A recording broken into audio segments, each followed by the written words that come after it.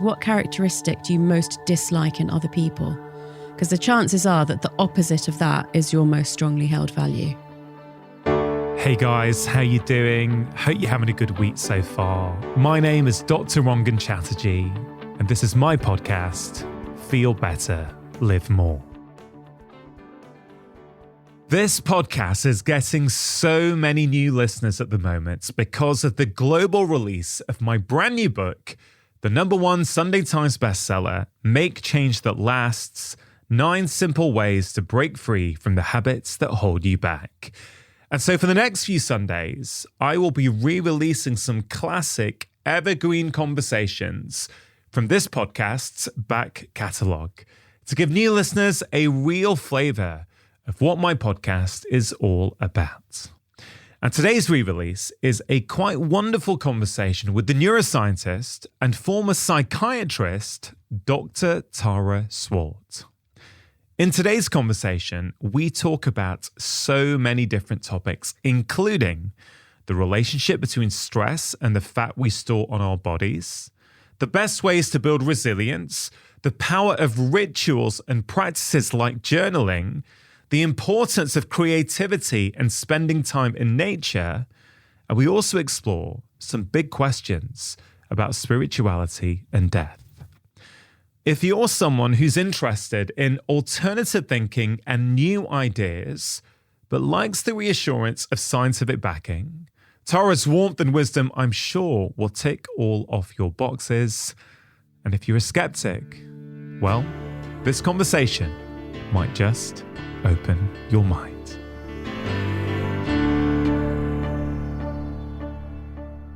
Tara, you have been a medical doctor, psychiatrist, executive coach, you're a neuroscientist. And I think one of the topics that people are talking a lot about these days is stress. Mm-hmm. So right at the top, I'd love to understand, when you hear the word stress, mm-hmm. what does it mean to you?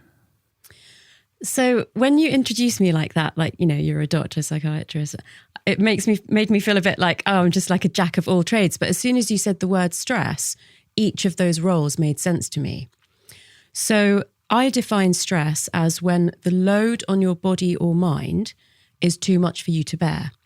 So as a medical doctor, as a junior doctor, if I saw somebody in A&E that was having a heart attack, that's stress on their cardiovascular system.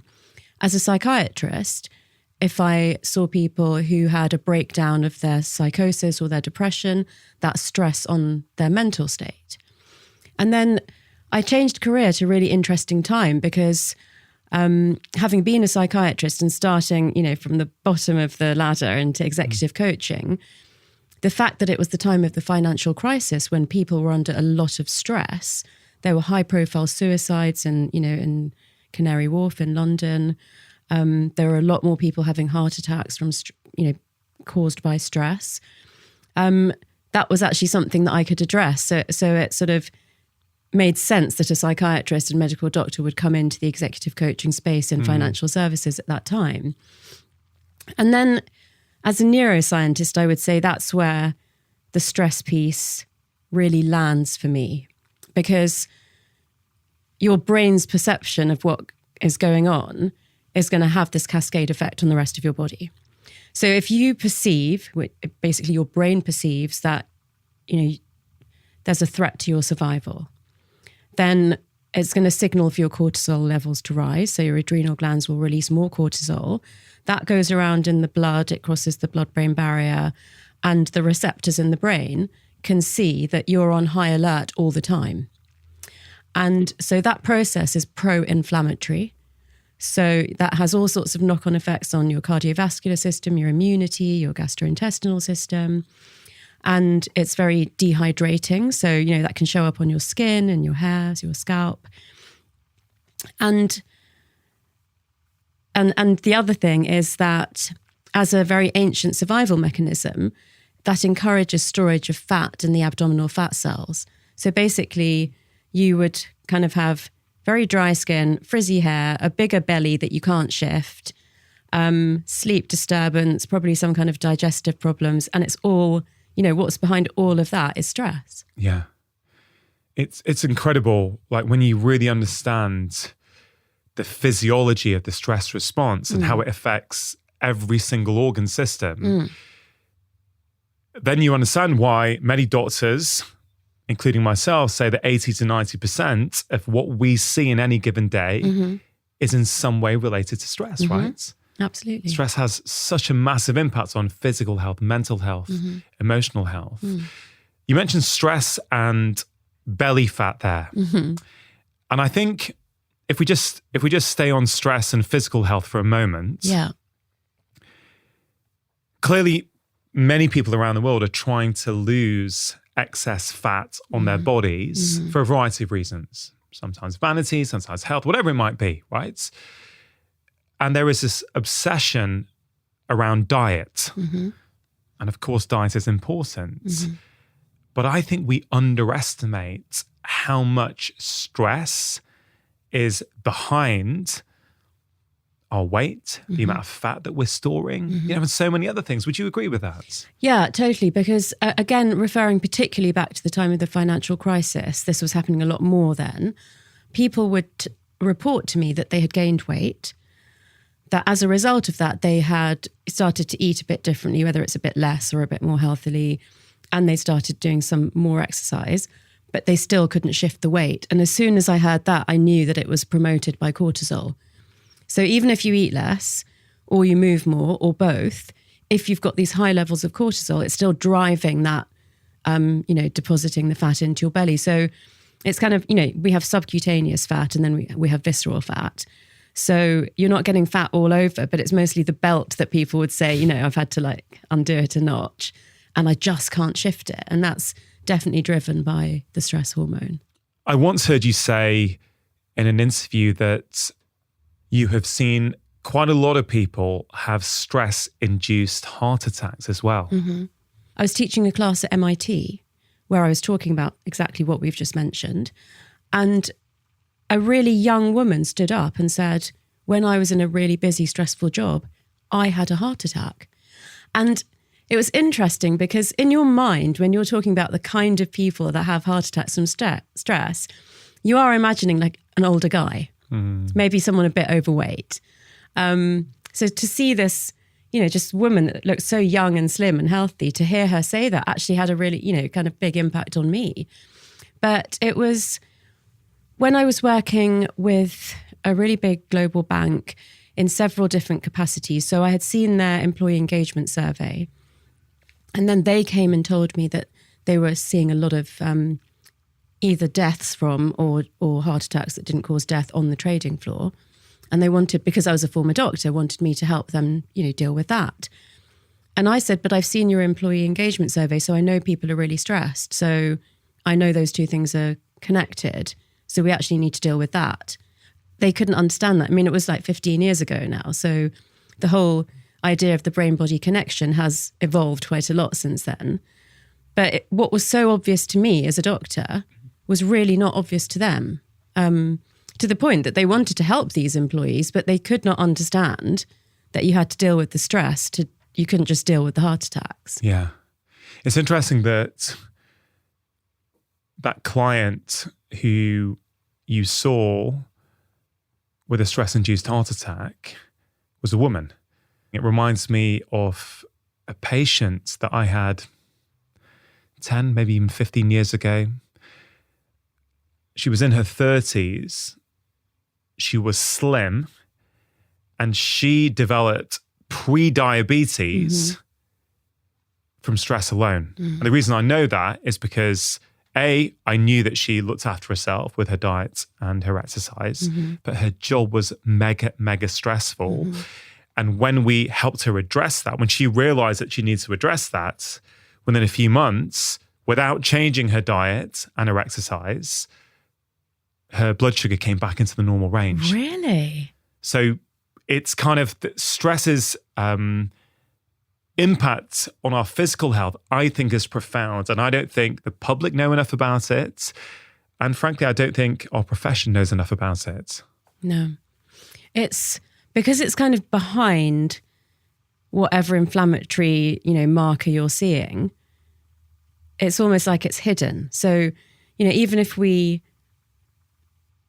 understand that a certain disease is kind of like underpinned by inflammation, we're still not necessarily taking that step back and saying, what are the stress factors in your life?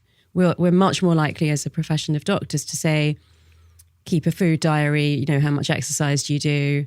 How do you sleep? And keep focusing on those physical things. And I think that's a problem, but I also think do you remember when we did the episode during the pandemic, early on in the pandemic, and I said to you, this is either going to be a mental health crisis or a spiritual revolution.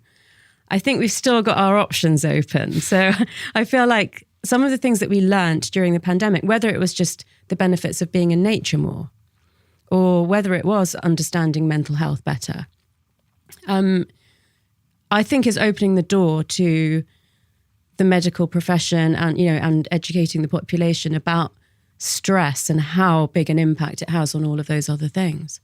Yeah, I do remember you saying that. There's a lot to unpick there. Spiritual revolution, nature. I definitely want to get into all of that. Because we focus on women a little bit, we've said, your client, my patient, and what happens on the back of stress. I'd love to know, in your experience, do women and men handle stress differently? Obviously, these are generalizations. Yeah. But I would say, what I hear when I'm, in a taxi talking to the taxi driver, or just, me with my girlfriends or whatever, is still this idea that men don't talk to each other about things like stress and mental health as much as women do. But on the other side of the coin, I think that because of this myth that women are better at multitasking than men, women put a lot of pressure on themselves to do everything, be everything, be the mum, the wife, still have a career, do your fitness. Often with the kind of type A personalities that I work with, they've got a super stressful job, like they're a law firm partner, and they go and do really high intensity exercise. And I'm always telling them that is spiking your cortisol. So actually you are exactly the kind of person that should be doing more gentle exercise because of your your personality type and the stress of the job that you've got. And I think that women under stress can either, skip meals, or because of the pressure of being a certain weight, they can be dieting in a way that's not actually healthy and helpful. So I think that contributes to, stress on the system, because if you're not properly fueled, then it's really hard to do all the things that you need to do. So I think there are different issues for, the two genders that we're talking about. And there is some research that shows that men are very good at adaptive stress responses. So if there's a crisis, they can deal with that and for a short period of time, but they need then to just go away and hide in the cave and recover. Whereas women find ways to recoup their resilience better during long periods of stress. Oh, that's interesting. You mentioned men, and it's a bit of a cliche, but it also is true from what I've seen, both as a doctor, but also in my personal life, or what I've experienced and what I've seen in my friends. You said that men traditionally haven't opened up as much as women. Why is that important, especially if we think about it through the lens of the brain? Because there's two main ways to offload stress from your system. One is physical exercise, which sweats out the cortisol from your body. And the other one is speaking out loud, or possibly journaling as well. But I think speaking with someone, because then you've got that sort of social connection piece. But instead of ruminating on your thoughts, if you actually get them out of your brain-body system, that reduces your cortisol levels too. And I think, I imagine that you confide in your wife. I think a lot of men confide in their wife, but I think that confiding in other men is still not happening as much as it could. Look, the truth is, Tara, this is something I've realized is an issue in my own life over the last few years. because my best mates are still the mates I made at university. Yeah. And they live hundreds of miles away from me. And so literally 4 weekends ago, we got together, we went to Wales for a weekend. Oh, yeah. And it was a very different weekend from how we might have done it in our 20s. We went walking in the hills. Yeah. And it was amazing. It was just 3 of us, actually. But I think we really opened up and shared things with each other that I don't think we have done in ages. And I think we all felt lighter when we left and, drove home and returned home to our families. So that would have been, the being in nature. Don't underestimate the power of being in nature. I know we're going to come to that later, but yeah, being with people that you trust, that you've got such a long history with, that you can share things with, that maybe you find that some of the issues that you're facing in life, you're not alone in them. There's just so much benefit from that. What's the impact of stress on our ability to make decisions?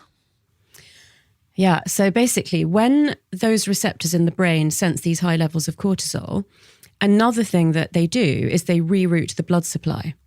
Because they're perceiving an imminent threat to our survival, they don't want to give up resources for things that are not crucial to our survival. So basically, thinking flexibly, regulating your emotions, suppressing your biases, solving complex problems, being creative, being imaginative. You don't need to do any of that to survive. So I call it going into low power mode. The blood supply is really just going to the parts of the brain that need you to wake up in the morning, do the minimum amount of self-care, make sure you don't lose your job. But in terms of, that complex decision making, where normally the prefrontal cortex is regulating the emotions that are coming from the amygdala, that regulation becomes less good. So in the stress state, we're likely to experience emotions like fear or anger or shame. And that has a very negative effect on our decision-making power. You mentioned 2 terms there, the prefrontal cortex and the amygdala. What are they?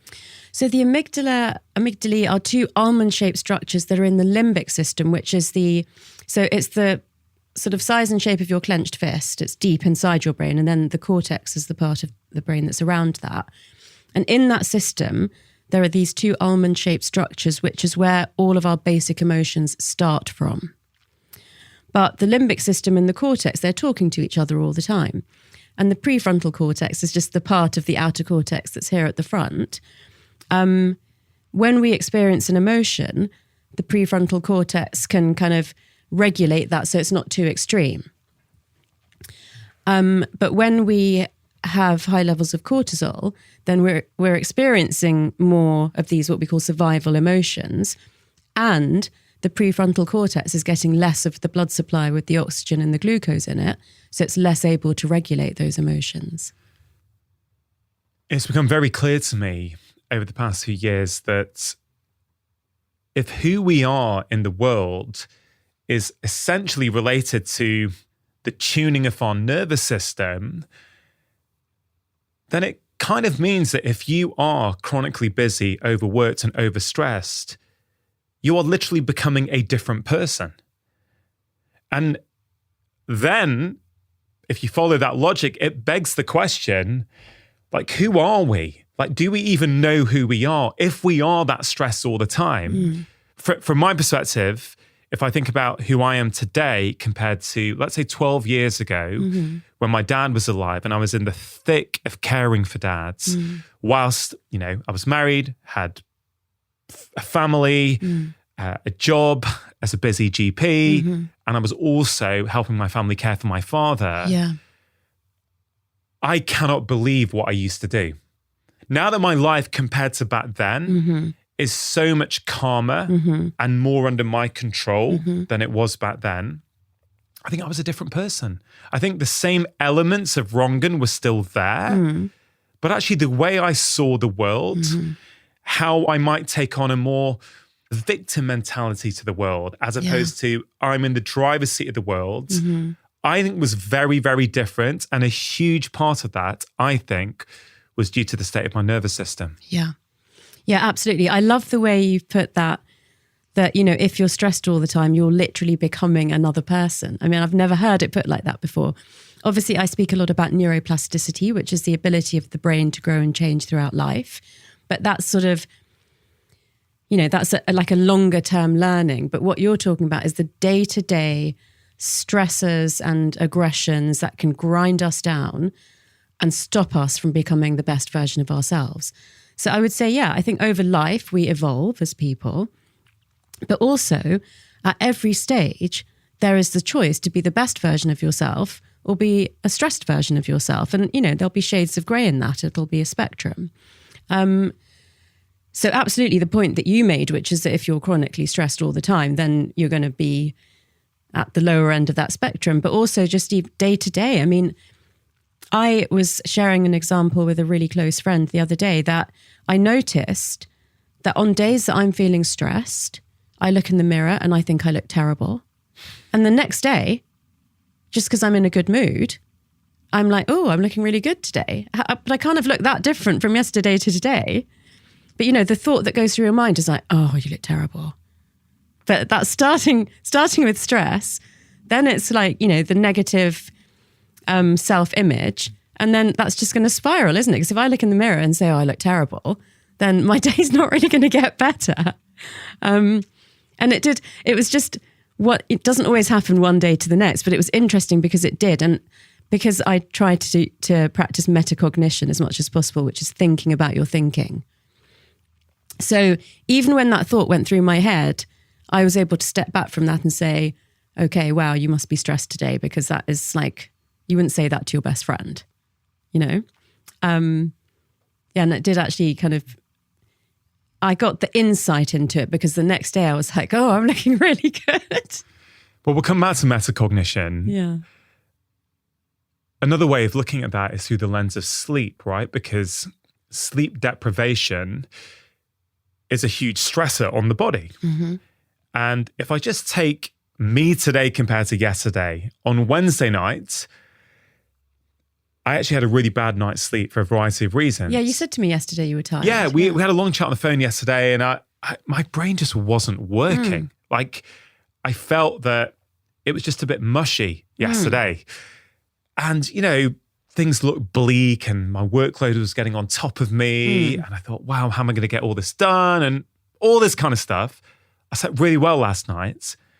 And I'm like a different person today. Yeah, I feel on top of the world. I feel workload, no problem. At least I get that done. Yeah. You know, the world's great. I mean, it's pouring down with rain. It's dark. I know. But I'm like buzzing today because of my sleep. So we can be a different person. Literally, I think we can be a different person depending on whether we've slept well or not. Yeah. We can be a different person depending on the levels of stress that we're carrying. Yeah, and I think getting as much insight about yourself out of that is really important, because I'm at the stage now where if I'm on that day where the workload is just seems so overwhelming, I actually now say, okay, there's going to be a day soon where you've had a great night's sleep or you're just in a better mood and you're going to just get that to-do list done in like minutes. What seems like a mountain now, it's not going to feel like that every day. So that's fine. Don't do it today. Just wait till you have a good day. Because I've got so much evidence of this now, you know, of times where I was thinking, oh, I've got so much to do and like it's creeping closer to the deadline and I haven't done anything and I keep putting it off. And then finally I do it. And it's like, oh, that's not as bad as I thought it was. But it's much more related to what you're saying, which is that, yeah, the state of your nervous system. What does this metacognition term mean? You sort of gave us a brief explanation, you know, thinking about the thoughts. Mm-hmm. I know you're a huge fan of journaling. Mm-hmm. We've covered that in the past, but I'd love to talk about it again because I think it is such a powerful tool for people to improve their physical, mental, and emotional well-being. Yeah. Is journaling a type of metacognition? It is if you read back over your journal entries. So just the act of writing into it may not be enough because you're writing in that moment where you believe what you've written is absolutely true. Or it is just a representation of what you're feeling in that moment. when you read over it, that's when you can practice metacognition, which is to question what you've said. It's very difficult to question it in the moment that you've just written it, because you wouldn't have written something that you didn't think was the case. So I think that a few things here.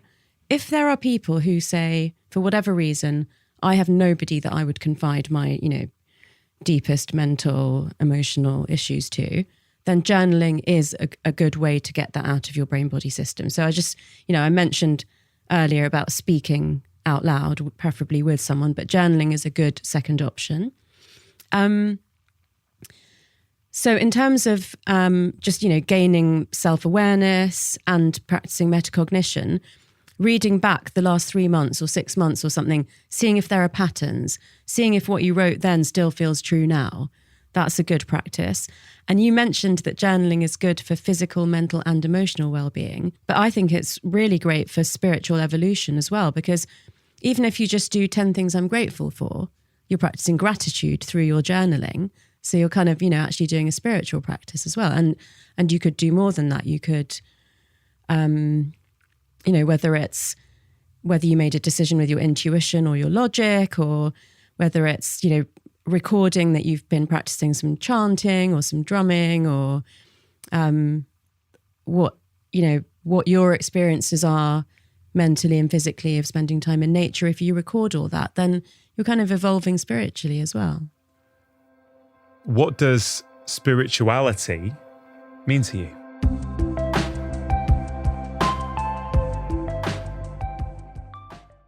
Just taking a quick break to give a shout out to AG1, one of the sponsors of today's show.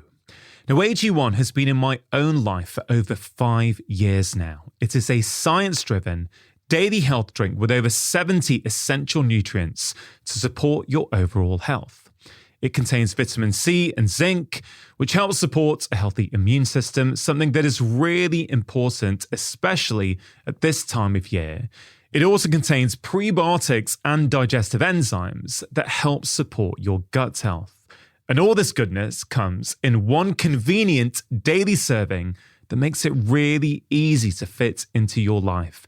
No matter how busy you feel, it's also really tasty as well. Now, the scientific team behind AG1 includes experts from a broad range of fields, including longevity, preventive medicine, genetics, and biochemistry. And I talk to them regularly, and I'm really impressed with their commitment to making a top quality product. For listeners of my podcast, AG1 are giving a special exclusive offer. You can get a free 1-year supply of vitamin D and K2 and 5 free travel packs with your first order. These packs are perfect for keeping in your backpack, office, or car. If you want to give them a try, just go to drinkag1.com/live more. Just wanted to take a moment to tell you about my first ever UK theatre tour taking place this March. So I've just finished 2 days rehearsing for the show with the entire tour team, the director, video tech, sound crew, tour manager, and I'm even more excited for these live shows than I was when I first announced the tour. Now, if you enjoy listening to my podcast, I think you are going to love coming to this tour. Don't think of it like a book tour. Think of it as an immersive, transformative, fun evening where you will walk away with a personalized blueprint of the things you need to work on in your own life. It's not just me on a stage talking to you. There will be lots of interactive moments and a few surprises. Now, I know that many of you listen to this podcast to learn things that will help you thrive, but I also know that at times it can feel hard. On this tour, you are going to be in a room with other people who are interested in the same things as you are, which will feel incredibly special and give you a massive boost. These events are going to be fun, inspirational, educational, and hopefully will be the springboard you need to take action as we move out of winter and get into spring. There are 14 shows all around the UK, the 2 warm-up dates in Wilmslow, and the London Lyceum date has just sold out. So don't delay if you plan on picking up tickets. All details can be seen at drchatterjee.com/events. So get your friends together, make a night of it, and I hope to see you in person in just a few weeks.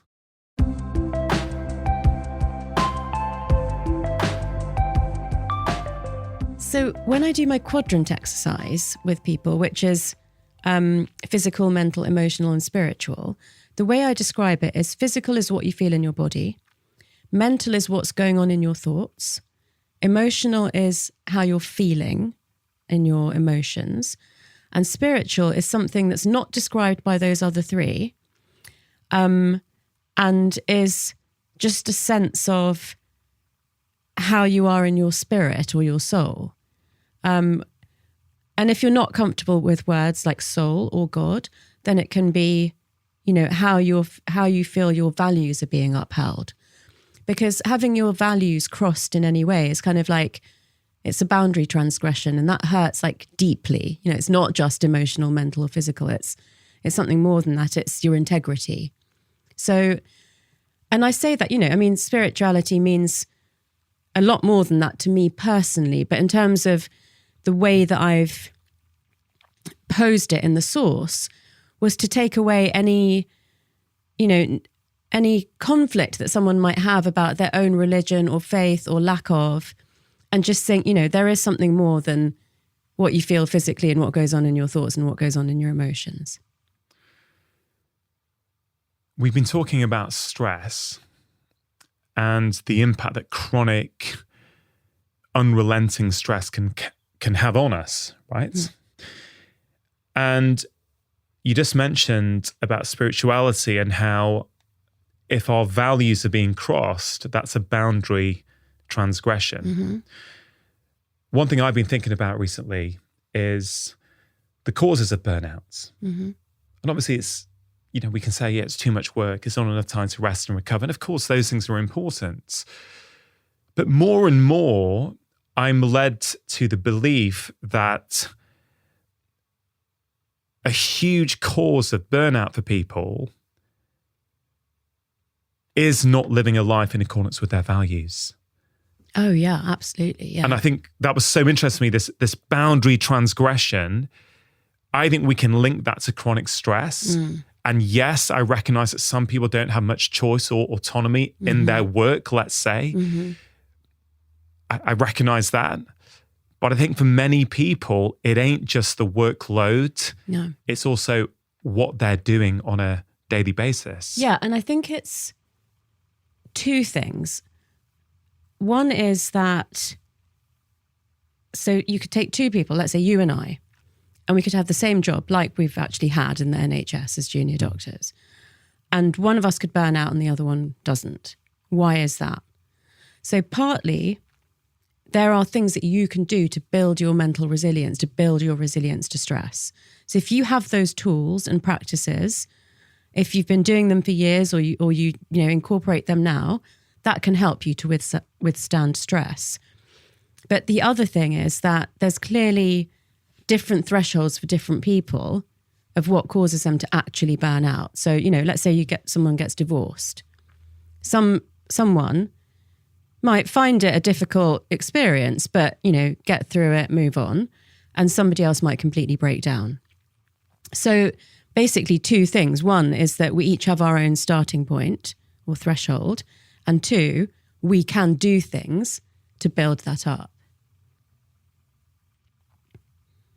And I really found that actually in the pandemic, around the time that we spoke on the podcast, is that because I had been practicing yoga and meditation and, walking in nature and bathing with salts and, just all the journaling, because I'd been doing those things for so long, I could really immediately draw on the help that I can get from those things. But, a message that I kept putting out there is that even if you've never done these things before, if you start now, it will help you. If someone says to you, Tara, like I hear all this stuff that you're saying about values. I know how important they are, but how do I find my own? What do you say to them? The first thing I say is, what characteristic do you most dislike in other people? Because the chances are that the opposite of that is your most strongly held value. I love that question. See, it's interesting. When I hear that question, I think that, but I also think something else, right? I think that many of us dislike qualities in other people that we have within us as well. And the reason we dislike it so much is because we don't like it in ourselves, but it's easy to not look inward and change something in ourselves. It's much easier to make a judgment of someone else. Yeah. What do you think to that?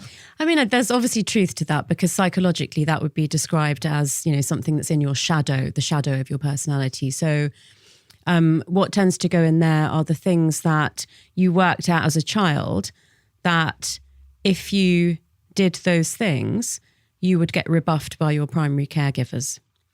So you would hide those things away into your shadow. Things like, oh, don't show off, or stop being so bossy, or, share with your brother, stop being so mean.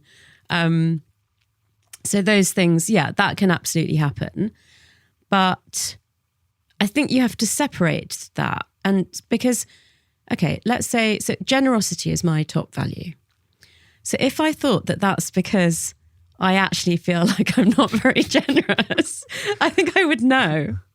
But, and I'm not just talking about money. I think, generosity of spirit, generous with your time. When I see people who could do something for somebody else, but they don't do it, I really notice that. And I don't think that I'm guilty of that one, let's say. So let's take you, right? You've shared that generosity is one of your top values. How does the knowledge of knowing that help you in your day-to-day life?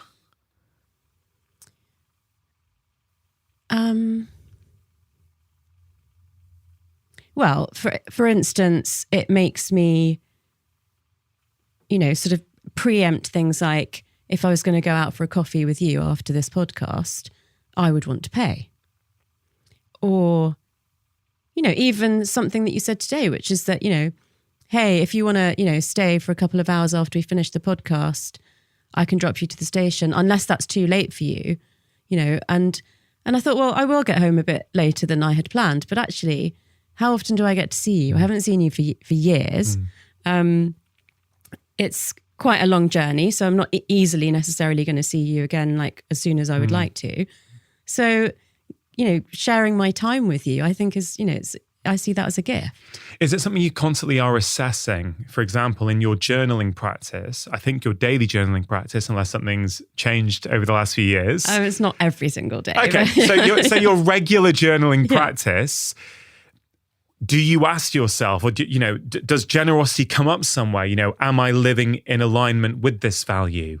Or is it not quite as, I don't know, is it as specific as that? No, so I think that one, because I've identified that one a long time ago, and I do feel like it is a strong characteristic for me. So what's more likely to happen is if I feel like somebody's not being generous towards me, whether it's with their time, listening, or, somebody owes you money or whatever it is, I feel like that would make me question, is this person a true friend? Is this person somebody that I want around me? And, I remember when, I was in my 20s, I had a friend who literally gave me her last £5 note. We had no money. And she was like, oh, I've got a fiver left, but you can have it, And so but to me, I will never forget that is a really generous person. And then there are people with lots of money that wouldn't do that. So it's about your attitude. It's not even about being equal, because I think, you pay things forward, you kind of like, you get a lot of help from one friend here and you give in a different way to somebody else. But it's just, if that value is so important to me, then it's more about making sure that I feel that in my social circle. What are some of the other values that are important to you? Trust is a really important one, mostly because, what I usually say to my team is, I mean, we do sign contracts, obviously, but mostly I say I operate on trust. I make my decisions on trust. Somebody could break that, but I choose to live my life based on trust. So obviously then if I feel like there's somebody in my life that isn't trustworthy, that would be a serious boundary transgression for me. I love what you just said, and I love it because you're making a very intentional choice about how you want to live your life. Mm-hmm. You are essentially controlling what you can control, right? You're basically saying, I'm going to go into things based on trust. Now, if someone chooses to break that trust, Mm-hmm. you can't do anything about that. That's out of your control. Yeah. Whereas taking this back to stress state, right? Because trust, you can't really operate from trust if you're stressed. No. Right? Because the fear response, I'm in danger. You don't want to trust people if you feel in danger, right? No. So trust is that you have to have a calm, regulated nervous system to operate from trust, first of all. Mm-hmm. But what I really love the most about what you said is that, look, yeah, people may cheat on you. People may break that trust. Mm-hmm. People may do those things. Mm-hmm. But if you choose to live because you're scared of that happening, well, you change who you are, and you can't even control it anyway. No. And let's just use that example because you used it. If somebody cheats on their partner, at the end of the day, the problem is theirs. You know, they've let themselves down as a person. They've, you know, had the impact that it's had on the relationship. I can walk away from that and say, I'm not a cheat. Thank goodness, I should feel really good about myself. But the problem often is then, if we take a relationship as an example, that experience of, let's say, someone in a relationship, one party has cheated for whatever reason, okay? The party who hasn't, yes, as you said, they can walk away. They know that they didn't cheat, and maybe, you know, integrity, trust, these are core values to them, so they know they didn't break that. But unfortunately, because of how our brain is wired, often what happens is that then impacts how we show up in the future. Yeah. Because we were cheated on once, it's less likely we want to trust in the future. Yeah, that's true. So I want to go back and pick up on something that you said about that you can't operate based on trust when you're under a lot of stress. So they're actually opposite states. So the survival emotions, fear, anger, disgust, shame, and sadness, which correlate with the hormone cortisol. At the other end of the spectrum, we have joy, excitement, love, and trust, and they correlate with the hormone oxytocin. So you can't be in those two states at the same time because one of those hormones is higher than the other. So you literally cannot trust yourself, trust anyone else, trust your decision-making when you're in this stressed state. So you say you trust your gut a lot, I think, when you make decisions. Right. So if we're going to follow everything we've just said throughout the course of this conversation so far, right, in order to trust your gut, you can't be stressed, rushing around, overly busy. How do you then, because so many people really struggle with this. The reason I'm spending a long time on this chronic stress is because I've seen firsthand how many people this impacts, right? Physical health, mental health, emotional health, the whole shebang when we're chronically stressed. And I genuinely believe that a lot of us don't even realize how stressed we are. I agree. We just got used to that as our normal state. So our decision-making comes from that place of stress, which is why I think we find it hard to operate from love and trust and joy and compassion. Because of that, what can people do? How do you do it? How do you know when you're making a decision if it is really coming from trust or it's coming from fear? Oh, I mean, I can tell the difference. I can feel physically when when I'm making a decision, like what state I'm in. In your head or in your body? No, my body. So what happens? So maybe both, but like if I'm, because, you know, even I go between those, I'm not constantly like walking around in a love bubble. You know, if I'm smiling, if I'm feeling calm, if I'm like, you know, moving relatively more slowly, then, you know, I can tell that I'm in parasympathetic, which is basically like rest and digest or rest and relax. When I'm feeling agitated, you know, my facial expression is not, you know, it's kind of like down. When my like thoughts are like racing more, then I know that I'm probably, you know, I'm not going to be making the best decisions that I can. And often it comes with that feeling of I can't decide. I can't, you know, like something that, a decision that you need to make, you just feel like you can't make it. It just feels very cloudy. Whereas when you're in the trust and love state, things feel very clear. What I tend to do, what I've learned to do at that time, is think of 3 people, and, you know, family or friends that I trust, who would have a relevant opinion to the decision that I'm trying to make. So, you know, it could be 3 different people each time. And I ask each of them what their opinion is. And then I will use that to try to inform my opinion. But also I'll try to wait till I'm, you know, in a better state before I make a final decision. When you are asking your family or friends, are you literally calling them and asking them? Yeah. And the reason I asked that is because I had Shane Parrish on the show a couple of months ago, who's just written this book called Clear Thinking.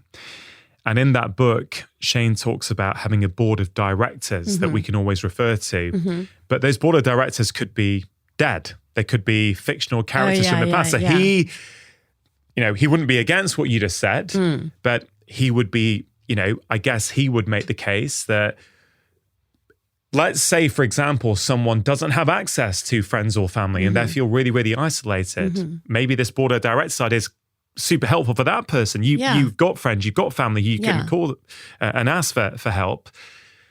But it's almost like imagining, well, you know, let's say someone had you on their board of directors. Well, what would Dr. Tara do here? What would she say in this situation? You know, what would my grandma who died 10 years ago, what would she say about that? I guess in both examples, what's going on? In some ways, we're getting out of our own heads and our bodies and minds, and we're getting a bit of distance. Yeah, so it's basically coming back to that idea of metacognition, which is that when you're embroiled in your own thoughts and feelings, it can be very difficult to be rational and have perspective. But if your brother came to you with the same issue that you're experiencing, you would be able to give him some advice. So by having either the actual friends or the fictional board of directors, you're stepping like one step aside from yourself. Another thing that I say to people is, what would your sister or best friend say to you? Or, you know, what would your wife say to you? And another exercise I do on my own is I sort of acknowledge that I am here in the present today, the age that I am, and I pose a question to myself 7 years in the future, and then actually walk 7 steps forward and turn around, and as if I'm looking at Tara today, and I identify myself as Tara plus 7 years, and then I answer the question. And that is accessing your intuition, and sometimes it's incredible. You literally feel like a different person.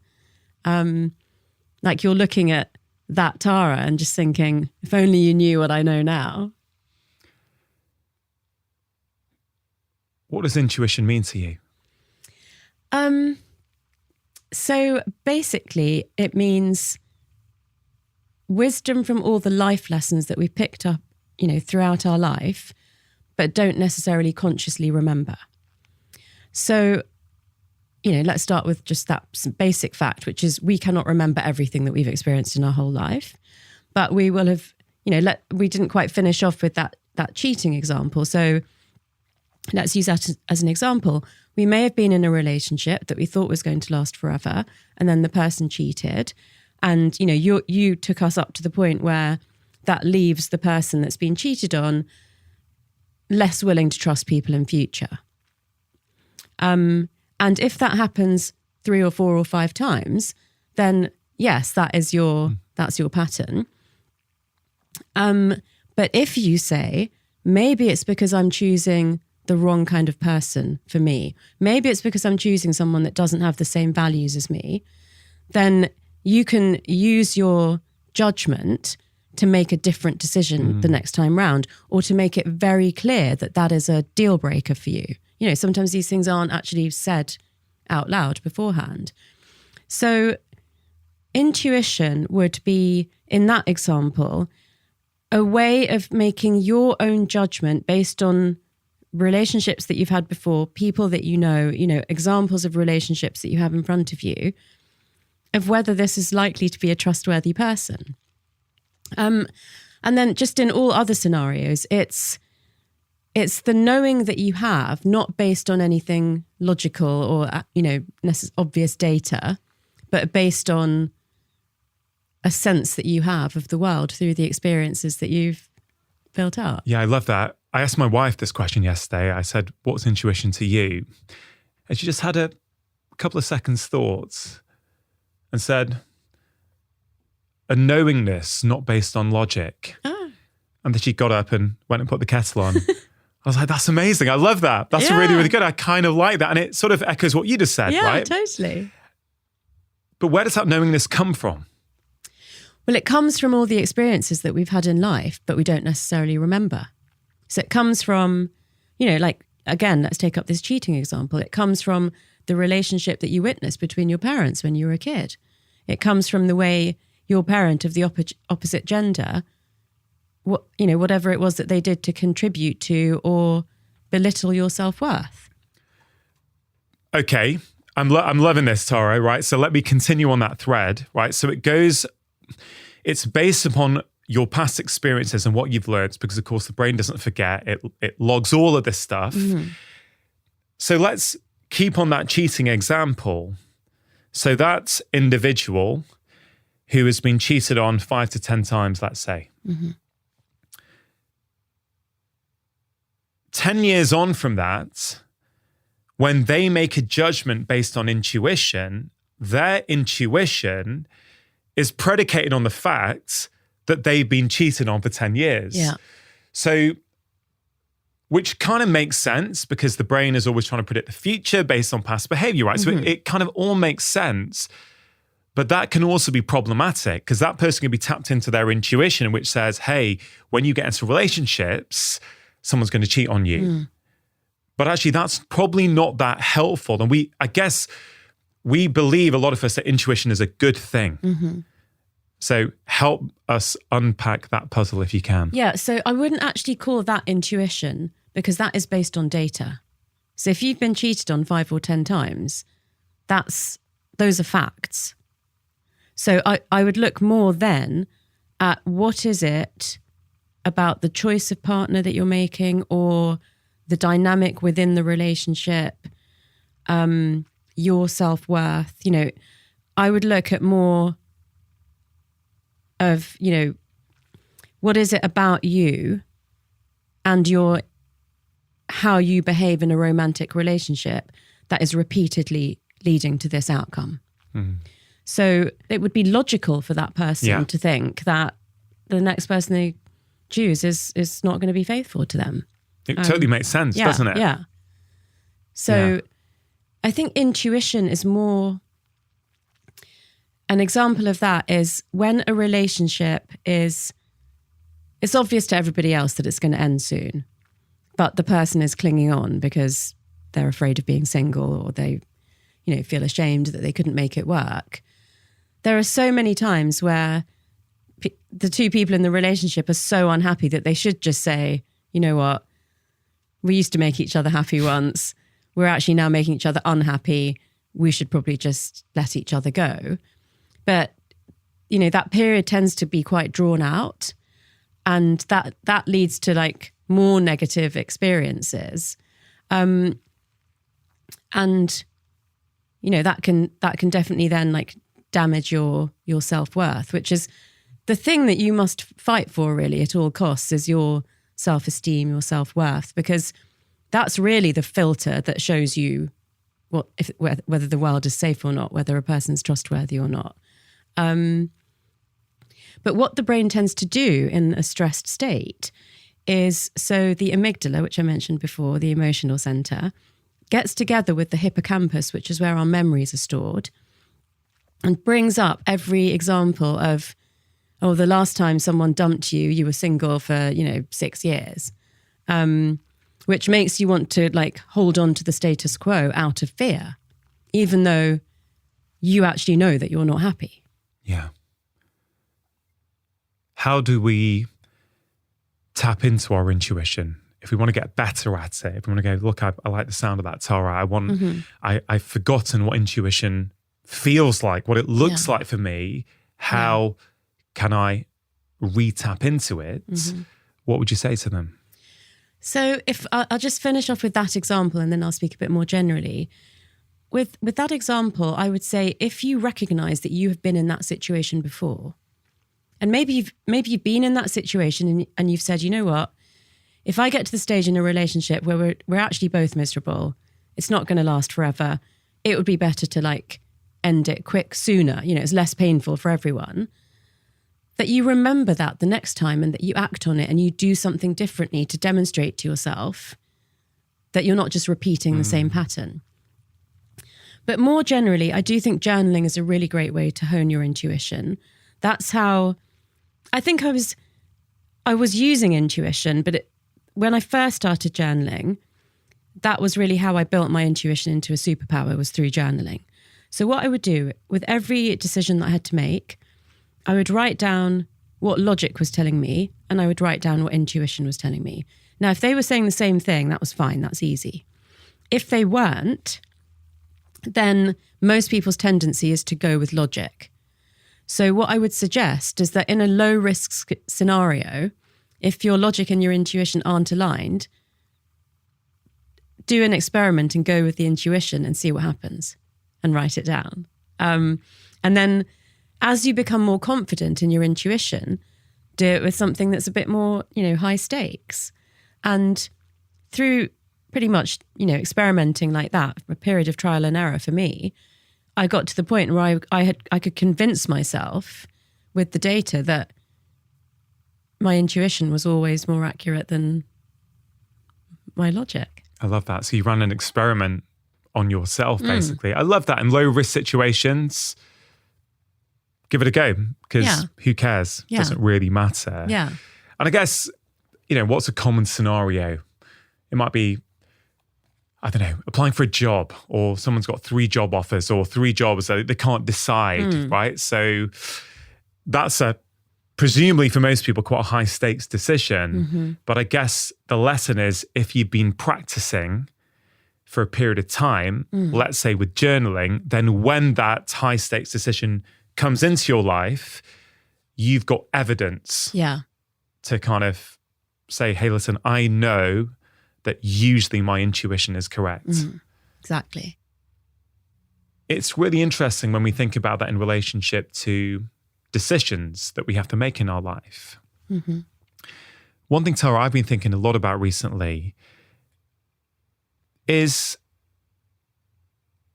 this idea that people, I think, especially today, because we live in this era of information overload, right? Let's even talk within our wheelhouse, health and well-being, right?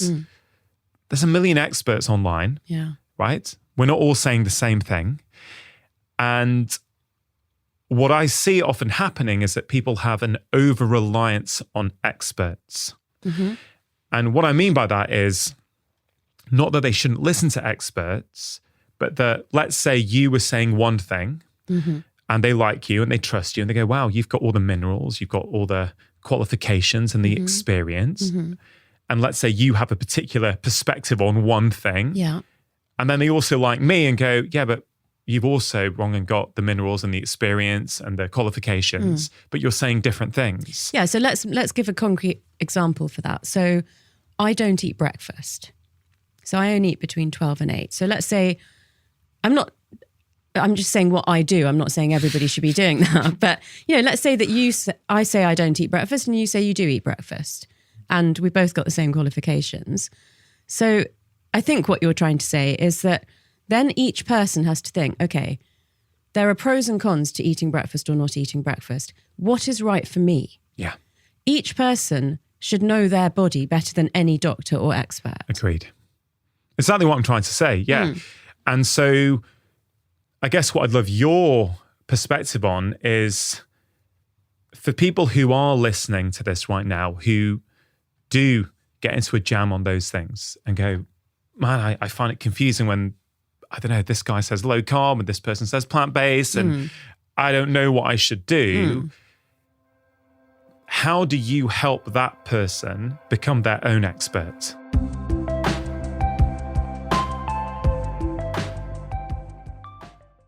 Ever have one of those days when everything seems to go wrong, and before you know it, you've slipped back into those habits you're trying so hard to avoid, like sugar, doom scrolling, and wine?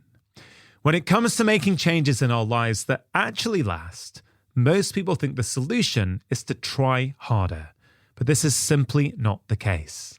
In my new book, Make Change That Lasts, I reveal how exactly you can break free from the habits that hold you back. What many of us don't realize is that our behaviors follow our beliefs.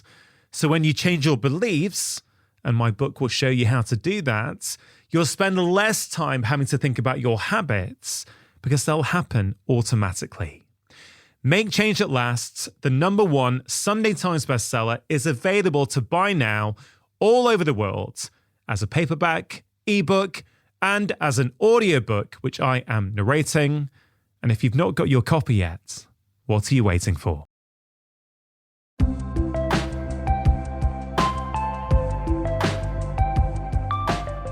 It is quite hard because, even with like the team of people that work for me, they come to me for the latest on, what should you be eating, what should you not be eating. And I remember one of them asked for Christmas to get one of those food intolerance tests that you can get.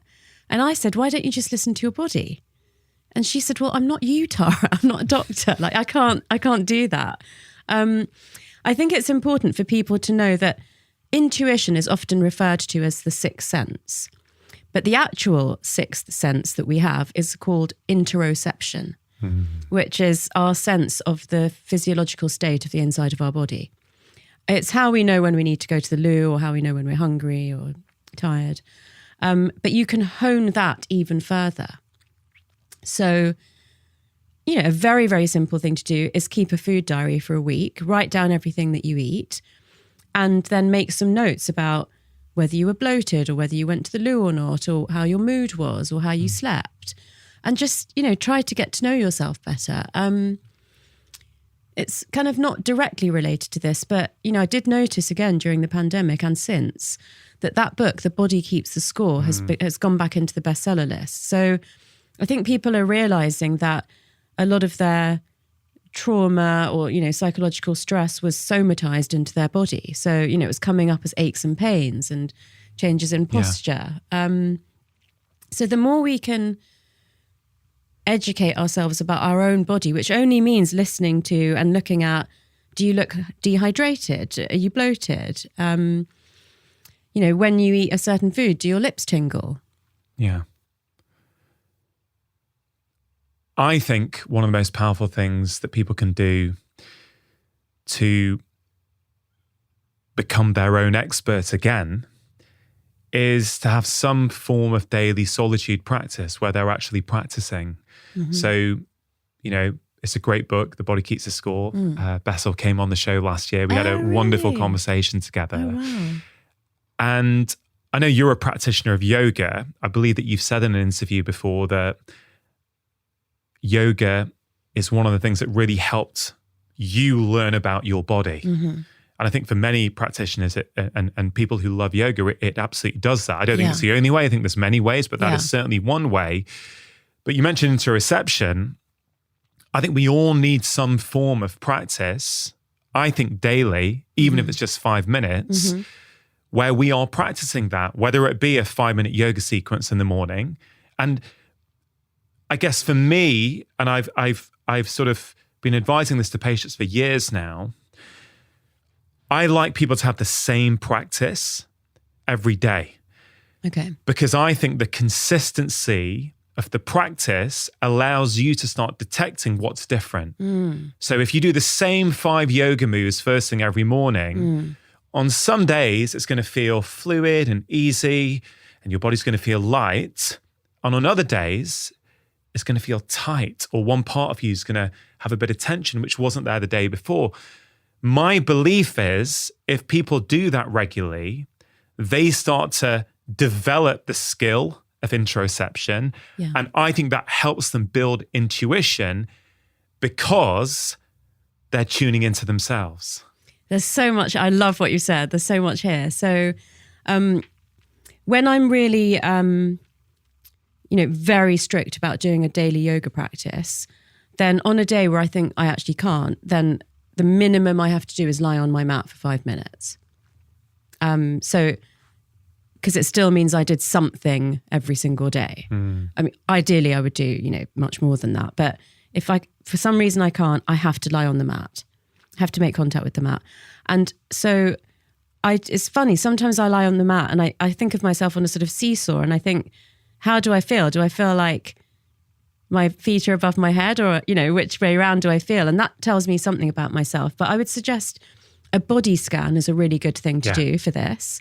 And, we usually do the body scan sort of about the outside of the body. So we go through like the toes and the knees and the hips and the, head and everything. But you can actually then go inside and you can say, how do I feel in my brain?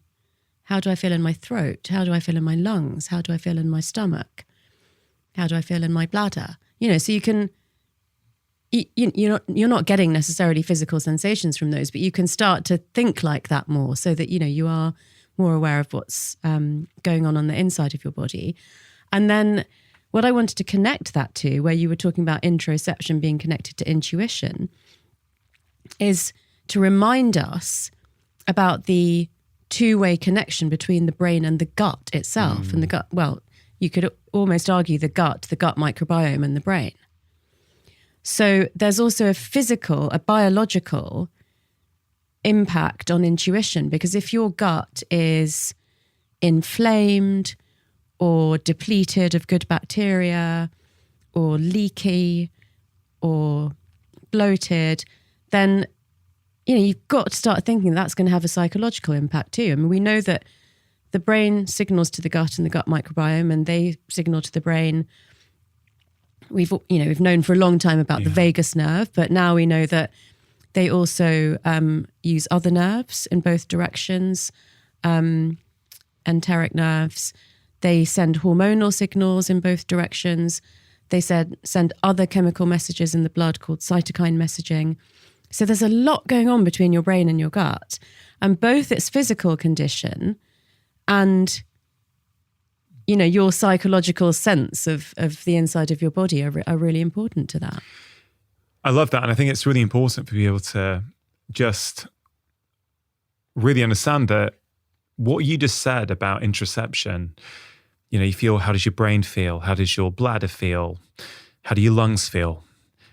Someone may go and try that tomorrow morning. Okay, look, Tara, wrong, and I can't feel anything, right? I don't know what you're talking about. It gets easier with time if you practice, doesn't it? Yeah, suddenly you start to, I think we've lost touch with our bodies, certainly in the West, right? We're a head-focused society. Totally. I have been for many years and lost touch with what your body is telling you. But your body can tell you so much.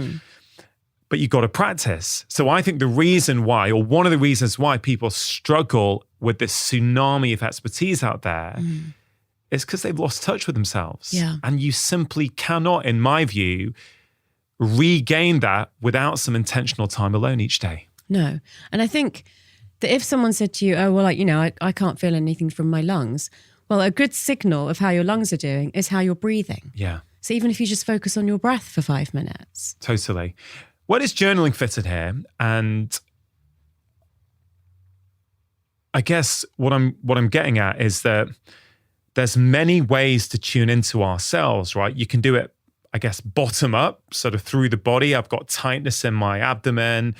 When I breathe, my left side's a bit tighter than my right. So you're building up that body awareness. Mm-hmm. But journaling is almost top down, isn't it? Where you are using the incredible prefrontal cortex that humans have. Yeah. And you're learning about yourself with the mind as opposed to the body. Mm-hmm. Like, I think those things can work beautifully in harmony with each other. Yeah. But, what's your perspective on those two different approaches? Or are they different?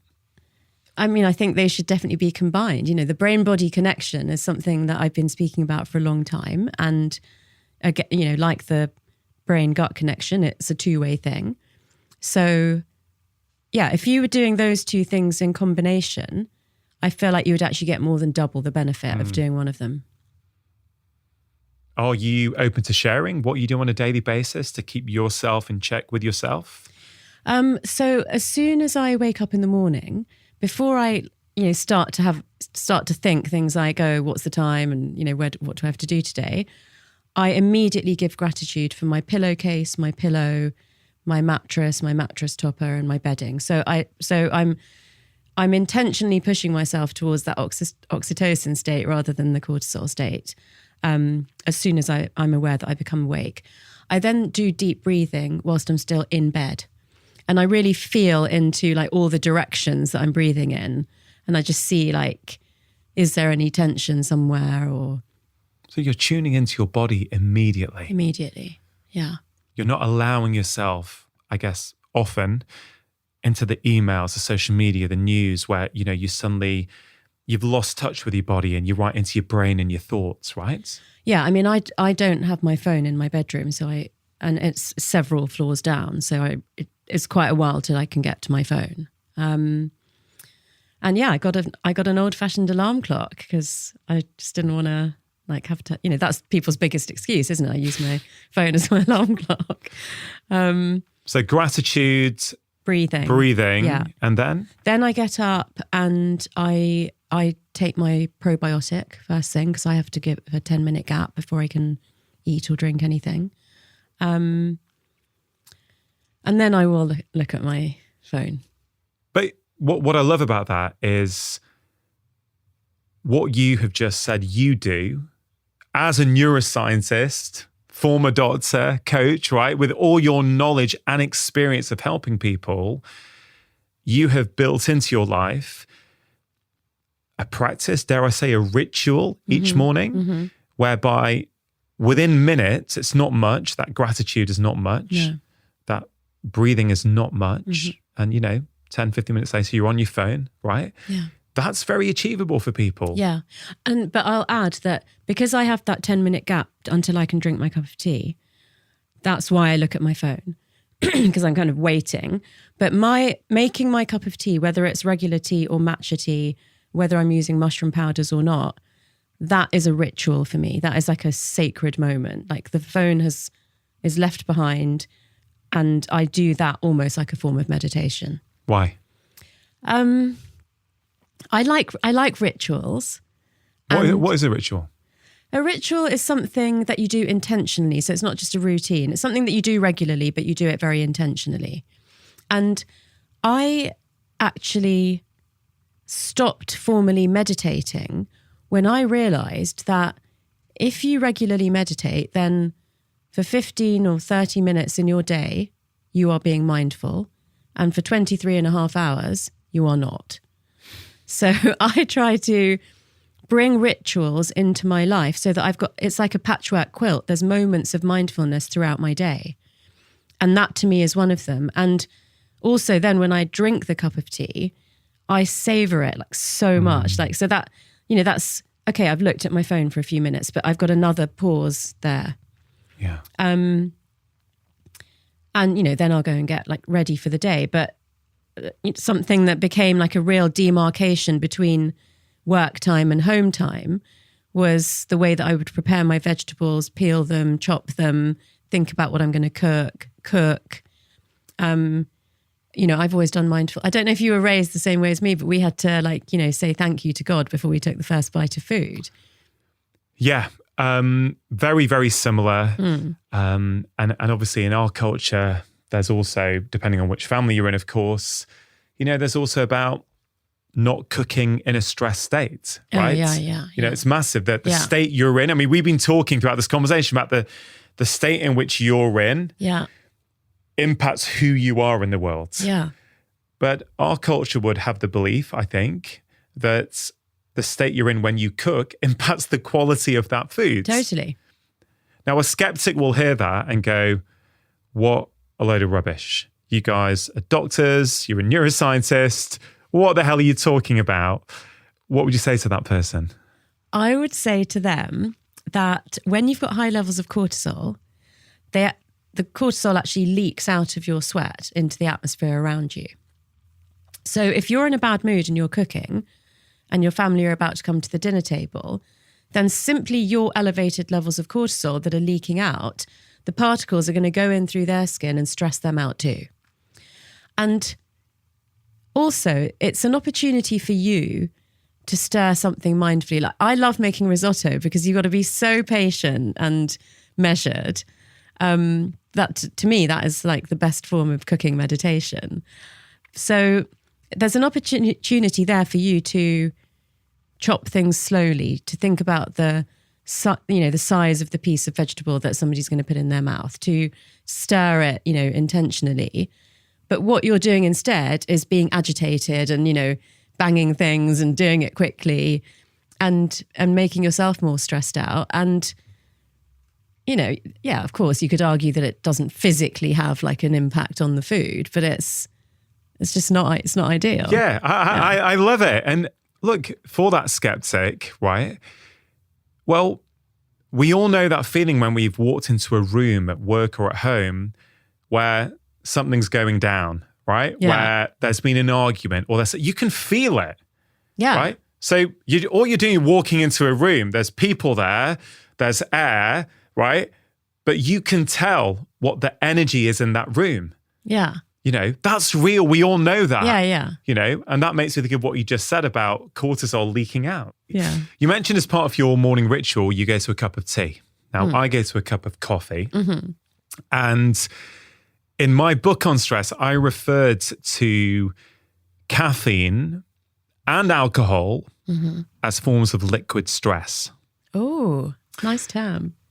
And so I'm interested. We spent a long time so far talking about stress, the brain, how it affects our physical health, our emotional well-being, all these kind of things. How do caffeine and alcohol affect these things? Yeah, so I did think about giving up that morning cup of tea, but in the end, the enjoyment of it for me was so great that I just thought it's not going to benefit my life to give that one up. I only have one caffeinated drink a day, and I never have it after 10 a.m. So the reason for that is that the quarter life of caffeine is 12 hours. So 12 hours after you've had your last caffeinated drink, a quarter of it is still circulating in your blood and going to your brain and potentially disturbing your sleep. Now, the way that caffeine could contribute as liquid stress is that if you're already stressed and agitated, what drives agitation is basically caffeine and sugar. So in that state, if you are using coffee to keep you going, or you're drinking a lot of coffee because you're not really eating properly and you're trying to fill yourself up, then you're also like accumulating the amount of caffeine that's in your system. That, is not good. And I do see people who are stressed, like drinking a lot of coffee, and I definitely advise them to cut it down, but mostly focus on the last time slot that you would have a caffeinated drink. Alcohol. So people will, think that it relaxes you. They may even use it proactively to try to reduce stress.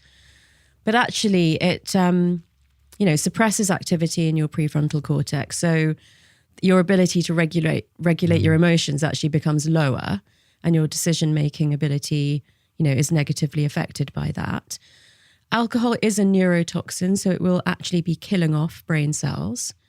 And the other thing is that, obviously because of COVID, we all know that we used alcohol gels to kill bacteria. So basically alcohol, like antibiotics and processed food, affects the good bacteria in your gut as well. And we've already talked about how that connects with, you know, your intuition, your decision making, and the effect on sleep as well. So, Of course. Yeah. Yeah. Although I have to say, from heart rate variability monitoring, I can tell you that not leaving a 2-hour gap between finishing eating and going to bed is as disruptive for your sleep as drinking alcohol before you go to bed. Now, I know what heart rate variability is, but for someone who doesn't, please explain that first, and then let's elaborate on what you just said, because that's huge. Yeah. So heart rate variability monitors are, I was using them during the financial crisis. I was using them on my banking clients. And at that time, they were quite clunky gel electrodes. You had to put these, I remember. Yeah. But nowadays, people have those bracelets that basically are monitoring your heart rate and also an element of your heart rate, which is called the variability. So you and I, we may both have a heart rate of 60, but mine might be like a metronome, 1 a second, and yours might get faster sometimes, slower sometimes, and just vary. And the description that I've just made of you is a healthier state because you've got variability. That's counterintuitive, isn't it? Because you would initially think, I want my heart beating like a metronome. Yeah. I don't want any variation. I want it to be but right on time. Yeah. But it's the opposite that we want. That seems to correlate more with being in the sympathetic state, which is more the fright, flight, fight. And the fact that like you're adaptable, you've got variation. If something good happens, it's, then it changes. If something bad happens, you can adapt to it. That's kind of a benefit. So these sorts of monitors, they can give you trends over time, but the ones that I used to use show like down to each 15 minutes, whether you're in stress, recovery, light physical activity or heavy physical activity. And so the recovery period is like psychological relaxation. And so I did a few experiments on myself. Like I did a few with jet lag and different types of sleeping aids. And I did one where I had no alcohol, 1 unit of alcohol and 3 units of alcohol. And I compared them. And I didn't do this one intentionally, but I went to the theatre with someone and they were happy to eat afterwards, which, I finished eating by 8. So this was kind of starting to eat really late. And by the time I got home, it was late and I couldn't, at that time, I didn't know this. So I came home, it was late. I went to bed, couldn't sleep for 2 hours. And when I looked on my heart rate variability monitor, it looked like I'd had 3 units of alcohol because it was just like 2 hours of red stress before I actually fell asleep. And now that I know that, I'm very, very conscious that if I haven't digested my food, I know I won't sleep. So I'm conscious of always trying to leave that gap. When it's not possible for various reasons, like recently I was filming on the Navajo Nation, basically living out of a van. And when we got to a motel, we hadn't eaten like for a long time, so we had to eat. And I worked out that I needed to get 8 hours of sleep to be good for the filming the next day. But ideally, I needed to stay awake for 2 hours to let my food digest. And I had this book about the Navajo people that I needed to get through as well. So I thought, okay, I'm going to end up going to sleep at 1, which is really, really late for me. But I can read the book for 2 hours because I'm not going to sleep anyway. And I'll still get 8 hours sleep because we're not having an early start. So, I kind of work it out like that. Yeah, I love that. I mean, what it really speaks to me is that you have spent time getting to know yourself. Yeah. Right. So you know what works for you. Yeah. What you said about caffeine and you knowing that finishing before 10 a.m. works for you. Mm-hmm.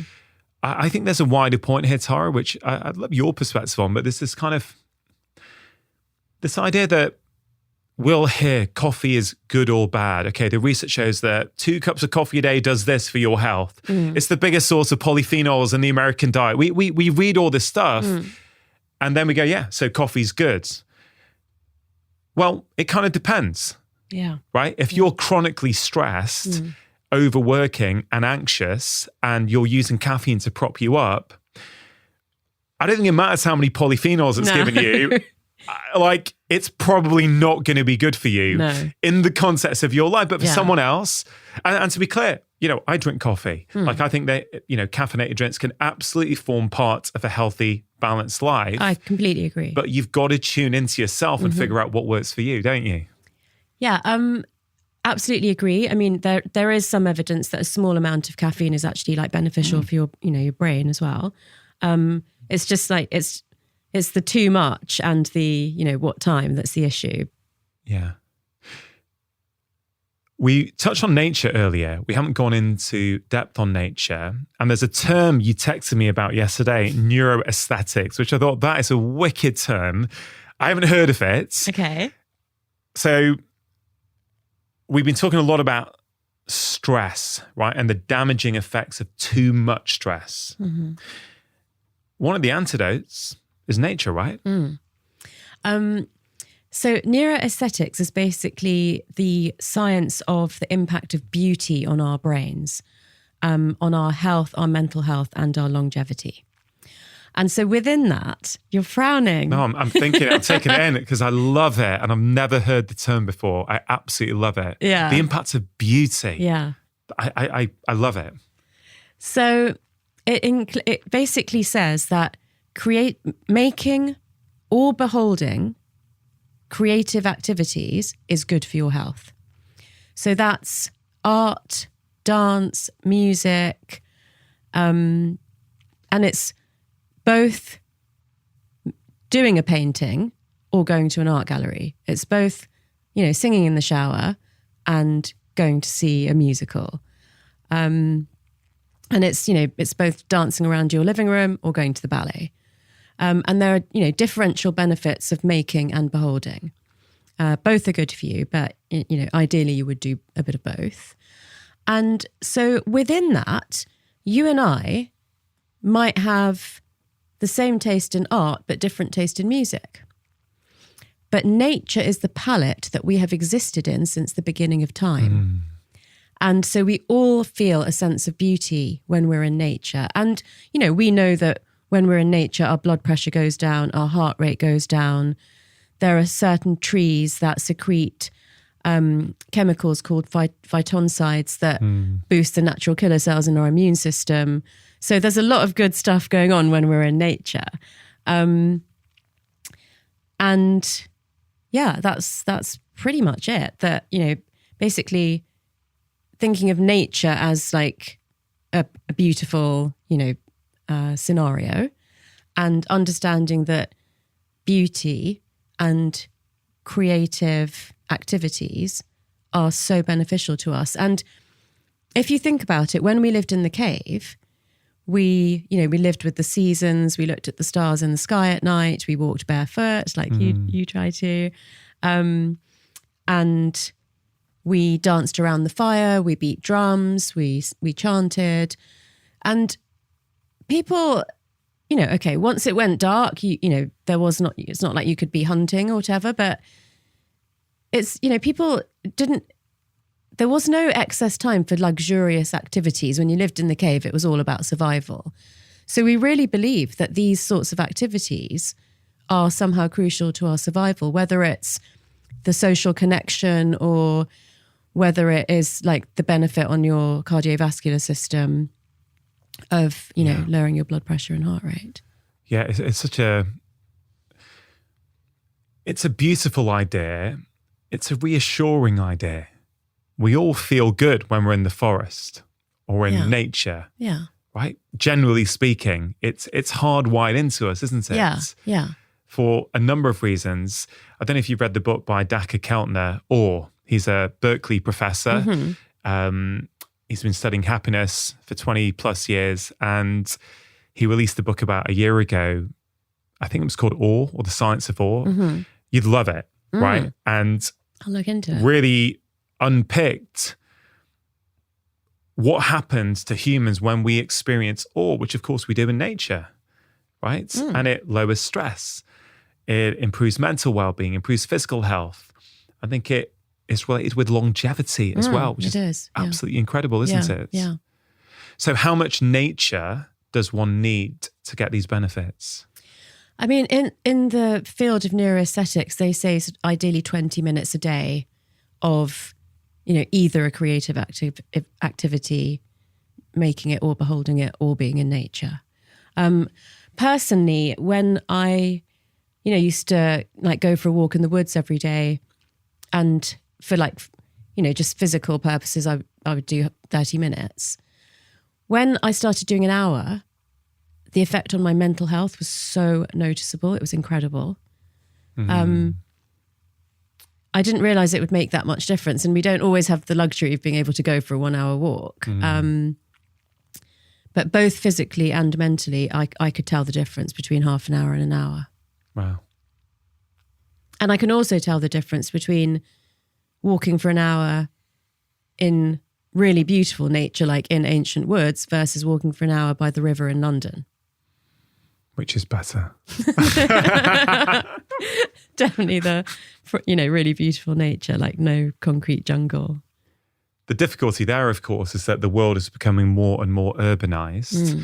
Many people are living in mega urban environments. Yeah. And, a lot of the time it's people in deprived communities, right? Who we know have worse health outcomes anyway, for a variety of different reasons. And I think it's important to acknowledge that, I'm lucky I live in Cheshire, right? There's nice nature everywhere. It's very easy within 5 minutes of my house to get that nature. Yeah. But not everyone has that, right? No. So for that person who doesn't have it, what would you say to them? So even just having more plants in your house is, has the effect that I mentioned of the trees in the forest. Yeah, you're doing well. We're trying to in this studio. Yeah. And, one of the examples that the neuroaesthetic researcher that I spoke to gave was just having a small vase of flowers by your bed so that when you wake up, that's the first thing that you smell and see. That's a neuroaesthetic day starting, with a real piece of beauty. It is harder if you're living in an urban environment, but there are amazing parks in most cities. Yeah. So trying to get to them. But even just, noticing the trees that you can see in the skyline kind of thing, or a body of water. Yeah, it makes a difference. I've seen research on fractals, which are these, of course, as you know, these geometric shapes that we only get in nature, that when a human eye sees a fractal, you lower levels of the stress hormone cortisol, right? So I think that's one of the many reasons why nature is so powerful, right? And there's research also showing that just looking at a picture of nature will lower levels of cortisol. I don't think it's to the same degree, but it still does it. I was going to say that. I was going to say, if you really literally cannot get to a park near your house, then it's probably not as good. But if you look on your phone or on TV or whatever, and just look at naturescapes. I mean, one of the things I'm planning to do later this year is release a series of meditations, guided meditations with my voice, but that are played over some really stunning nature time-lapse photography. I love it. Look forward to that. Might become part of my morning routine. Yeah. I want to talk about death, Tara. I've watched quite a few of your interviews recently online, and they've been truly, truly fascinating.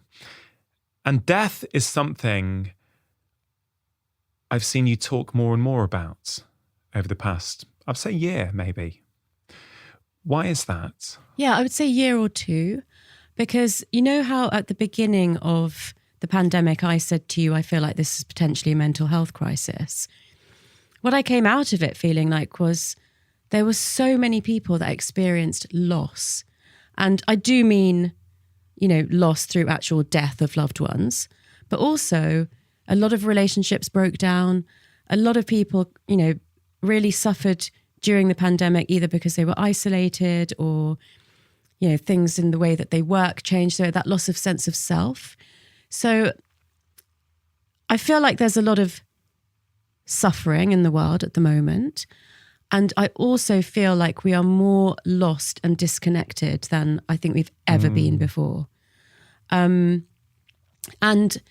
so as part of, my personal spiritual practice, I made season 2 of my podcast more about ancient wisdom because I wanted to learn about Sufism and, South African traditional healers and, Tibetan Buddhist beliefs and things. Yeah. So, but as part of that, actually our friend in LA, Drew, he suggested a guest for my podcast who was a Austrian doctor called Alexander Bathiani who works on terminal lucidity. And terminal lucidity is when people who have some kind of brain damage or reduced consciousness because they've had a stroke or they've got dementia suddenly become lucid, completely lucid. So people who've forgotten that they even had children suddenly remember the names of their children and tell them that they love them and have a conversation with them that was like completely normal until a few years ago. And that really got me thinking about whether it's possible that consciousness can exist outside of our physical body. Basically, is your spirit still around somewhere after you've physically died? And then there was this documentary on Netflix, Surviving Death. So I kind of went down a rabbit hole. I get into a topic and then I get into it. But I felt very passionately that this could bring a lot of comfort to people, and something else, which I'll come on to. So after I interviewed Alexander, I said to Drew, this fascinating topic. And he gave me another guest who is a professor of psychiatry from the University of Virginia who works on near-death experiences. So these are people who, their heart stopped and the number of minutes that went by is enough that we would know the brain was starting to decay. But they somehow returned to physical life and could describe the experience that they had had. He's also got a colleague that works on past life memories, but I haven't been able to speak to him, but he works with children who remember being somebody else before. And then I spoke to a Tibetan doctor who does dark retreats, which is the closest experience to a near-death experience that you can have without actually nearly dying. So you're in complete darkness for 7 days and 7 nights. And actually the monks do it for 49 days. Oh, wow. Yeah. So that led me, what it's led me into thinking is, you said to me that you're very interested in intuition at the moment. I've been interested in intuition for a long time, but all of this, potential research that can't prove anything, but points to the fact that the mind and the brain could be separated, makes me, the way that Dr. Grayson put it is that the brain is essentially filtering down the mind because the mind is capable of so much, but to survive in this material world, we can't be overwhelmed like that. So the brain actually makes our mind fit for purpose for this material world. So if you think about the fact that bats and dolphins can see and hear things that we can't see, that means a biological model has a range in their consciousness that's outside of our range. So if we believe that it's true that the mind is being filtered down by the brain, is it possible for us to expand our consciousness in this life, in this lifetime, in this world? And, he said that, again, bringing us back to the ancient wisdom, that the Greeks and the Egyptians, they had people that discovered that, and they were the seers. They were the people that predicted the future or, knew if someone was going to die or become unwell. So I'm just very fascinated by this fact that I didn't think that the ancient wisdom and all of the kind of death stuff would be, potentially connected. But, I am tempted to look into things like telepathy and extrasensory perception and, from a neuroscience point of view, always with that lens of trying to explain it to people in a way that might help them. And, not wanting to be too woo-woo, really wanting to see if I can create that same balance that I did with the source. Yeah. I mean, that was a great book, and you did such a wonderful job. As you say, at creating that balance, there was a scientific rigor there as well, which is very important, I think, for many people. Do you know Anil Seth? He's a bona fide neuroscientist who spent decades studying consciousness. And when he came on my podcast last year, we spoke about near-death experiences. Oh, okay. We touched on it. And, because you can't ignore the reports. There's plenty. Yeah, there's thousands. There's so many people who are reporting these experiences. Yeah. And a lot of people are saying that it's changing how they experience the world. Yeah. They come back from it and they're making different decisions. They know what's important now, right? And he was great because he said, listen, these things have really powerful meanings. And I don't want to, he didn't want to take away from that. But he also said, but you could also explain them through the lens of the visual cortex getting less oxygen. Because he says often what people will describe is a white light that's very focused. Well, he goes, well, if your visual cortex is having less oxygen to it, the periphery of your vision starts to shut down. So he was great. And people do say it's like a tunnel as well, which also makes sense from what he said. So he was kind of saying, well, both things can be true. There can be a physiological, biological explanation, and it can have a transformative effect on people. I guess he would probably, and I don't want to speak for him, stop short of some of the things that you're talking about.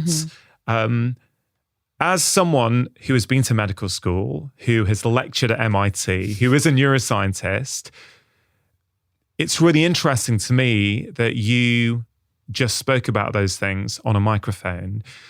Would you have done that 5 years ago? No. Why?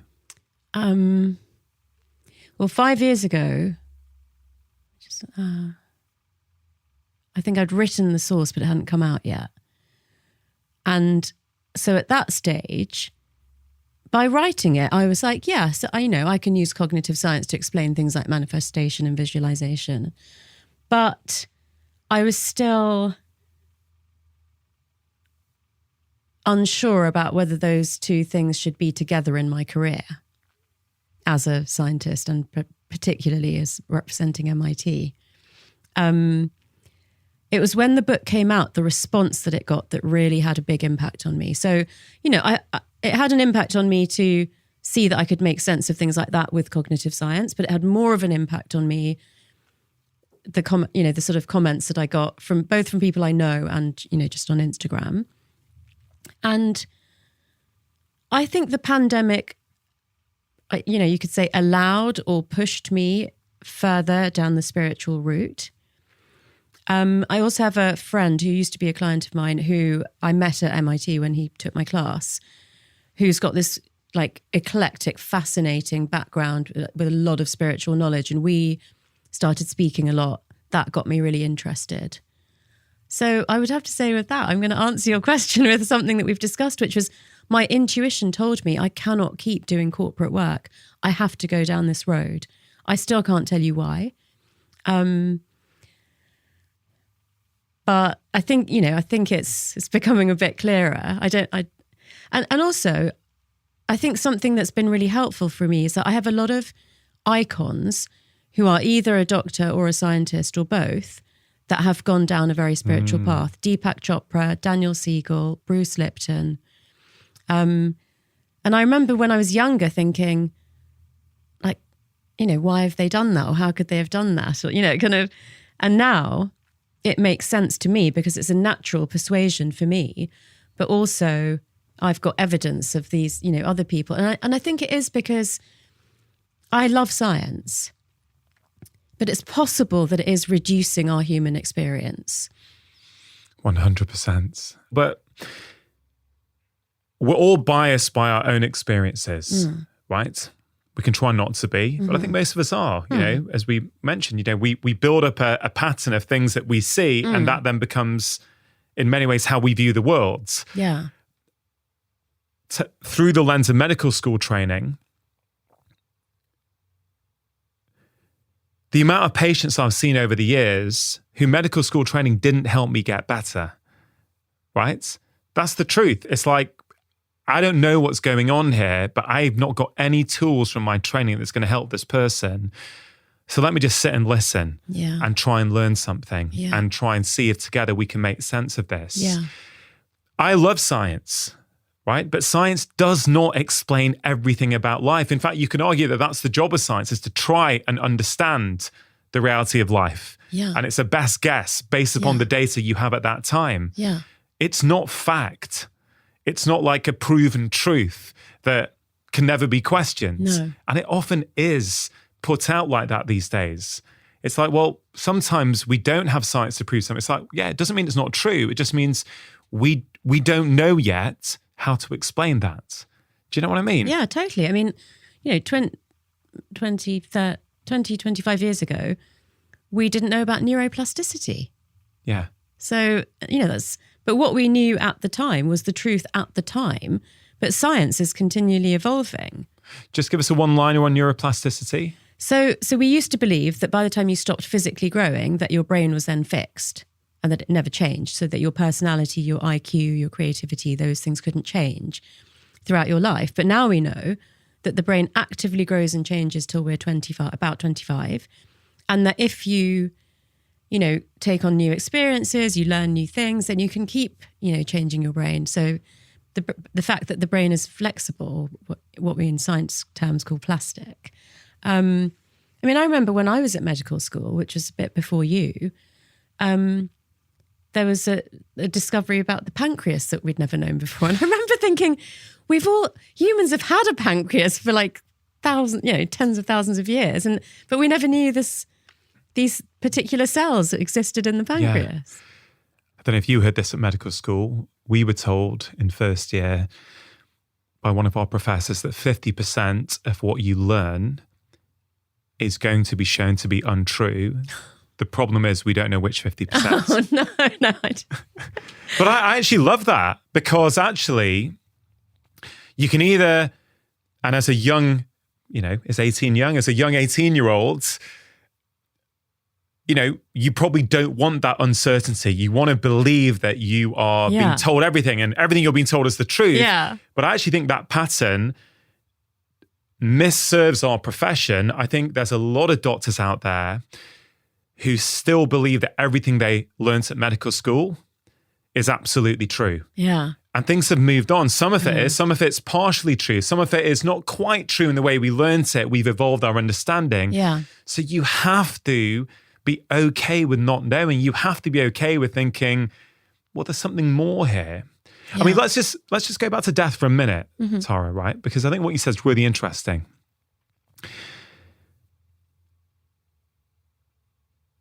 My first real experience with death was when my dad died, just over 10 years ago now. And I was a mess for a long time, because looking after dad was my identity. So it was a huge hole for me. It's the first time I'd ever really had to deal with death. Yeah. Personally. Yeah. Yeah. Now,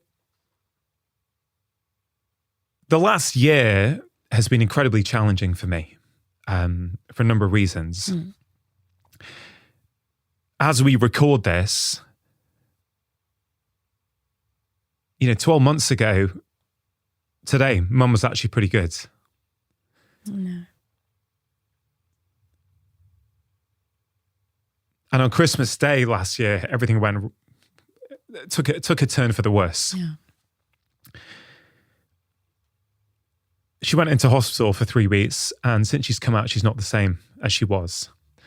And it's interesting, as we come up to that 1 year point,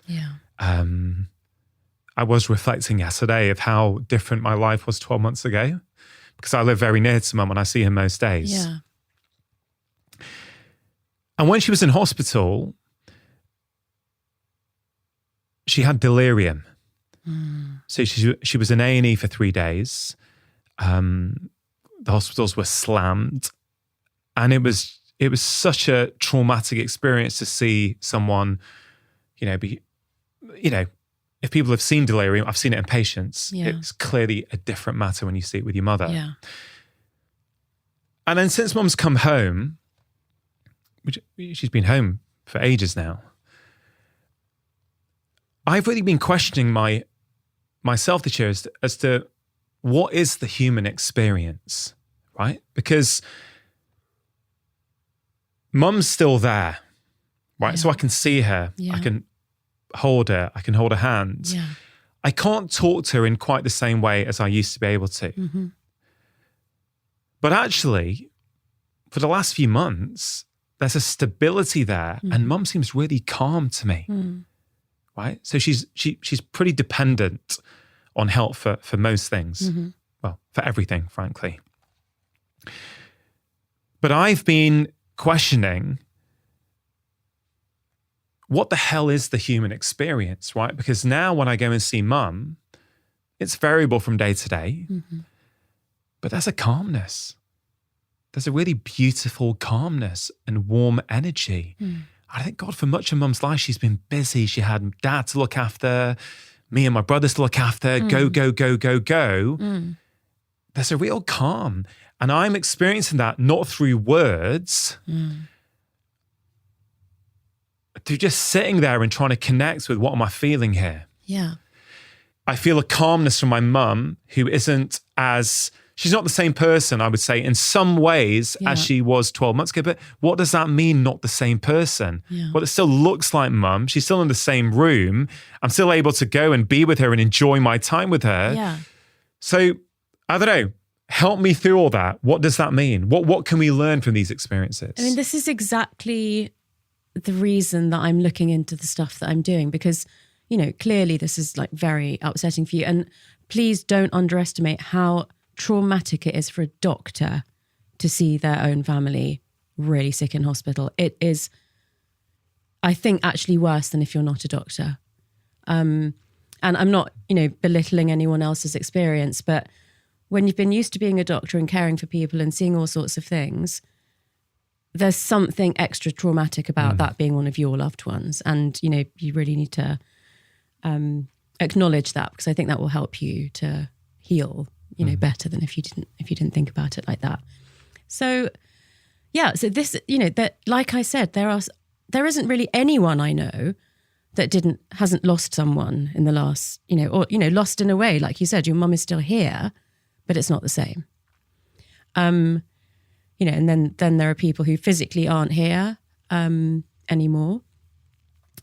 That as I've looked into death and grief, there does seem to be a period, a sort of a peaceful period that can be for, you know, very varying lengths of time. You know, for some people it's a matter of days, but it can also go on, you know, for a very long time. And, you know, what I was thinking, you know, and this is probably something you're going to say, like, really, you said that on a mic, but as you were speaking about your mum and like not necessarily being able to communicate verbally, remember, like, you were physically inside her body at one point. You shared her immune system for the first probably 6 months minimum of your life. You and her can communicate with each other without words. I'm so sure of that. I can't prove it, but that is why I'm doing the research that I'm doing, because I think we are capable of so much more with our consciousness than we know. And I think we've actually forgotten stuff that we knew. And I hope, and please tell me if this is true, that, you know, later today or tomorrow when you next go and see your mum, that you might feel that there is some other kind of communication that's possible. I mean, I'll definitely let you know. I think what this encourages me to do is next time I'm with mum is to just sit there. Like, it's really interesting what I've learned. It's interesting. Like, you can learn through science and knowledge, or you can learn through experience, right? And they're not always the same thing. So I know the science of touch and how powerful, you know, safe, affectionate human touch is, and how these CT afferent nerve fibers go all the way into our limbic system and our emotional brain and help lower cortisol. I wrote a chapter on it in my book in Stress, right? So I know the science of it. But I think you could look at this and go, we default to verbal communication because that's what we're trained in. That's what's easier. Yeah. So this is really interesting. I've not really thought about it like this before. Because that is no longer where it used to be. Mm-hmm. And I can't change that. Mm-hmm. My only option is, if I want that deep connection, I can't do it with words. Mm. So I've made a real effort to not be rushed around Mum. When she was more able than she is now, and was walking around and doing her stuff, you know, I was busy and rushing around, and I'd pop in to see Mum and do a few things, but I was always rushing to get out and all this kind of stuff, right? But I never do that. Like, I literally never do that anymore. Yeah. Because I'm like, no. You know, in fact, last week, I was working from home on one day and I was out for a walk. I thought I'd just drop in and see Mum for 10 minutes, but I've got to get back. I've got work to do. And Mum was having a good day and she said, "Oh, are you going?" Oh. I said, "Oh, Mum, you know, it's kind of Tuesday. I've got a bit of work to do." Yeah. Said, "Oh, you know," I said, "Oh, do you want me to stay?" "Oh, yeah, because sometimes I'm just by myself." And you know what? I just thought, you know what? Screw it. I'm staying here. Yeah. And yes, on that day, I was able to make that decision. I recognize as I say that some people are in jobs or they have days in the week, but they can't do that. Yeah. But I could. Yeah. And I could have made the case to myself, "No, you've got to get this work done." And would it have been better to get that work done? No. Well, for my work, it probably would have done, but for me and my mum, and I'm so aware that there's not many more days like this left. Yeah. And so I want to be present for them all. Yeah. And just finishing the loop of what I was saying before is, I'll just sit there and I'll hold and I'll stroke. Because you can have a deep level of communication through touch. Yeah. You absolutely can. And you can sometimes see Mum smiling. Yeah. Right? And it's lovely. But I never would have done that in that way if she was speaking. So I like to look at everything in life as an opportunity. Yes. But what the opportunity of verbal communication is not what it was. Yeah. So what's the opportunity? The opportunity is, well, I can get better at communication through skin. Yeah. But also you can talk to her, right? Yeah. Which she would like, even if it's a bit of a monologue sometimes. It's interesting, isn't it? Yeah. I think, I imagine that in that state, just things like silly things that the kids did, or like, what you cooked for dinner last night. It's if she said, because sometimes I'm on my own, then basically she's probably a bit bored and just wants to hear about normal life. And yeah. I mean, there's some deep rabbit holes to go down on death for sure. Yeah. And I think maybe it's a reflection of getting older and coming across death that makes us actually think about it more, right? Yeah. On your last season of your podcast, when you went down this rabbit hole, is there one moment, is there one person, one guest where you heard something where you thought, I didn't know that, I didn't think that was possible, but now you're making me think? Yeah, it started with Alexander Bathiani, the Austrian psychologist. And actually, I recorded him quite late on, but I brought him up into the number 2 slot because I was so excited about that. And a similar message was kind of repeated by Dr. Bruce Grayson. But, I really pushed him on this point of, can the consciousness exist after physical death? And he said, even my friends and family are like, "It's okay, Alex, you can tell us, we won't tell anyone." And he again said, "It can't be proven, but I have a strong impression." And then he talked for a while and I said, "Yeah, you've just said quite a lot without really saying anything." And he said, "Tara, no one has ever pushed me this hard to actually answer this question." And I said, I'm not going to put words into your mouth, but from what you have just said, I am going to say that the answer to that is yes. Let's look at this a different way. Does it actually matter? And where I'm coming from with that question is, let's say that this is all nonsense, right? And it's not real. Okay. And again, to reiterate, you have said on many times, this can't be proven, right? Or you don't have the proof for it. No. This is just no one does. Your investigation and research and your passion or whatever it might be. If we think about what you said earlier about the brain, and we were talking about the brain and how it's logging all of our experiences, right? So it may not be conscious, but within our subconscious, we have all this experience. Yeah. And therefore, at an appropriate time in my life, maybe it's just all internal and not anything external. You could say that, couldn't you? You could absolutely say that. What I'm trying to say is, because currently we don't believe that it's possible to have any communication with a lost loved one, right? What if it is possible, but because we don't think it's true, we're not doing it? That's the question that I'm posing. That's a whole nother podcast in itself, Tara. I know. And I'm still looking into it. I don't have the answers yet. And when you do, I look forward to that conversation. Just changing direction slightly at the end of our conversation. A lot of people listen to this show because they want help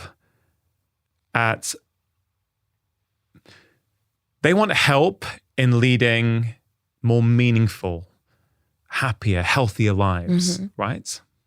We've covered a lot. I think there's been lots of practical guidance woven in throughout our conversation. I certainly hope so. Yeah. To finish off, though, I want to talk about why people struggle to make changes in their life. Let's take New Year's resolutions as an example. Yeah. They are notoriously unsuccessful. Yeah. Right? What is it? Is it 80% of people who make them by the first week in February are no longer doing them? Yeah. Something like that. Yeah. Right? In your opinion, what is the biggest obstacle in people's lives that stops them from moving forward? That the goal that they've set is too big. And so it's not achievable.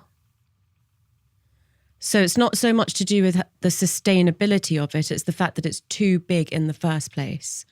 And therefore the effort that is required for that bigger change is so much effort that you're more likely to give up quickly. So the year that was a game changer for me was the year that I decided to add in 2 or 3 micro habits per quarter. So I started the year and I identified 3 things that I was going to do. And also knowing that some quarters, one of those was just going to fall by the wayside and not actually get incorporated. But what it meant was, because they were such easy things, that by the end of March, I was like, okay, what else can I do? So another 3. And it meant that by the end of the year, I looked back and I had 10 things that I was now doing without question that had not been habits the year before. But, when I've set something bigger than that, I don't come to the end of the year and say, oh, I've, achieved that New Year's resolution.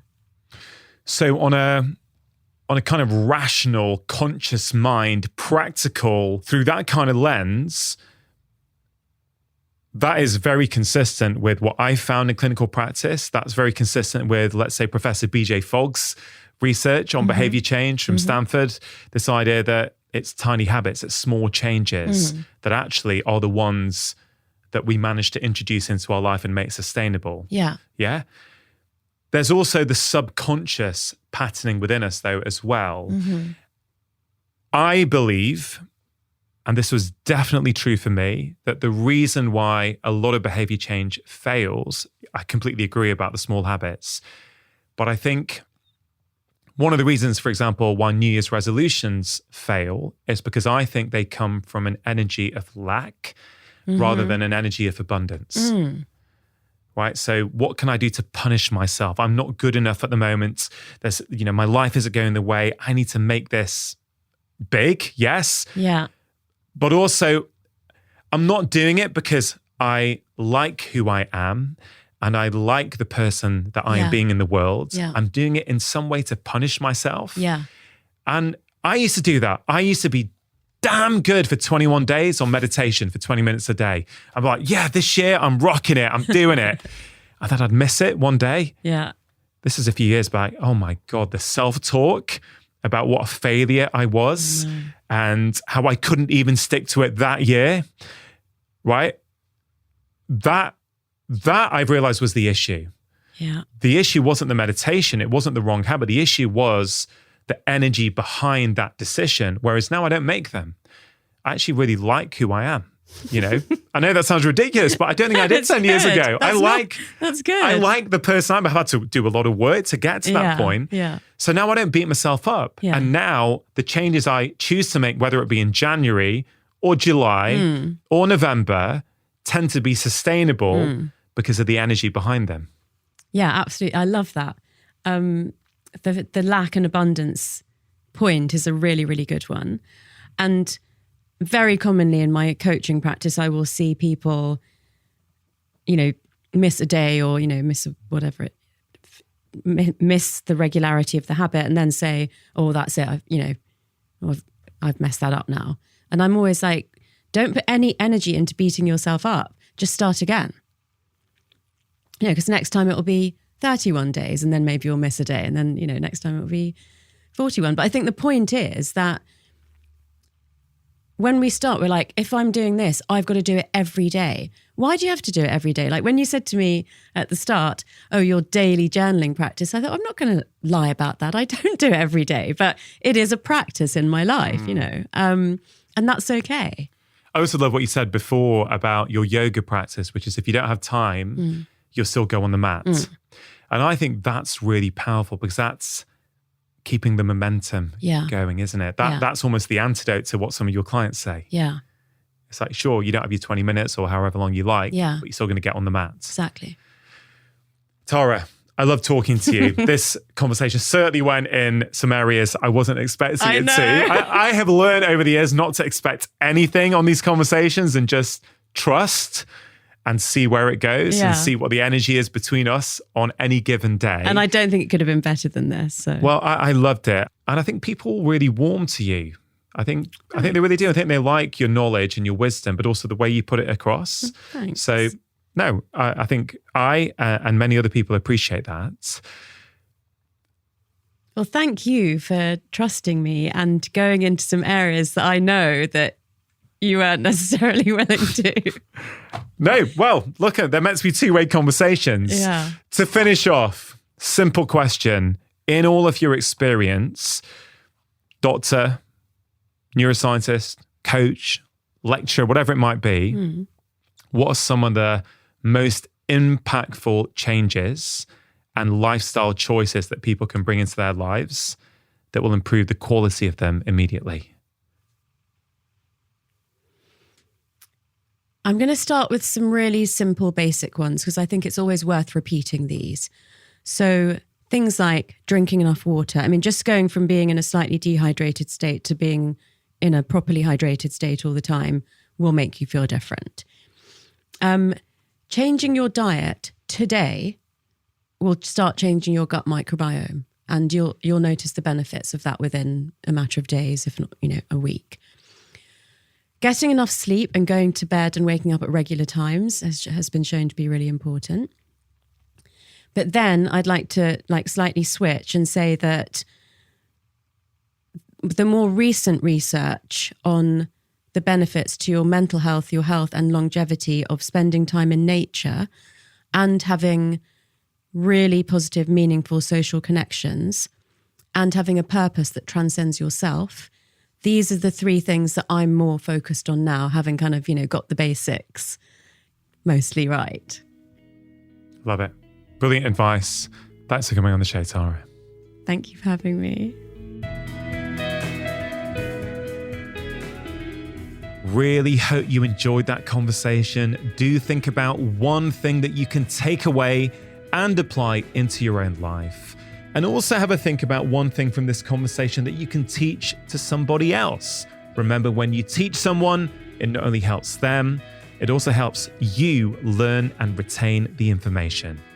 Now, before you go, just wanted to let you know about Friday 5. It's my free weekly email containing 5 simple ideas to improve your health and happiness. In that email, I share exclusive insights that I do not share anywhere else, including health advice, how to manage your time better, interesting articles or videos that I've been consuming, and quotes that have caused me to stop and reflect. And I have to say, in a world of endless emails, it really is delightful that many of you tell me it is one of the only weekly emails that you actively look forward to receiving. So if that sounds like something you would like to receive each and every Friday, you can sign up for free at drchatterjee.com/Friday5. Now, if you are new to my podcast, you may be interested to know that I have written 5 books that have been bestsellers all over the world, covering all kinds of different topics: happiness, food, stress, sleep, behavior change and movement, weight loss, and so much more. So please do take a moment to check them out. They are all available as paperbacks, ebooks, and as audiobooks, which I am narrating. If you enjoyed today's episode, it is always appreciated if you can take a moment to share the podcast with your friends and family, or leave a review on Apple Podcasts. Thank you so much for listening. Have a wonderful week. And before you go, I just want to let you know about an exclusive January offer. If you want to listen to every episode without having to hear any of the adverts, you can do so with an Apple subscription. We're extending the free trial from 7 days to 30 days. So if you want to take advantage of this offer and support the podcast and enjoy every single episode advert-free for an entire year, just go to the Apple Podcast app and subscribe. And always remember, you are the architect of your own health. Making lifestyle changes is always worth it, because when you feel better, you live more.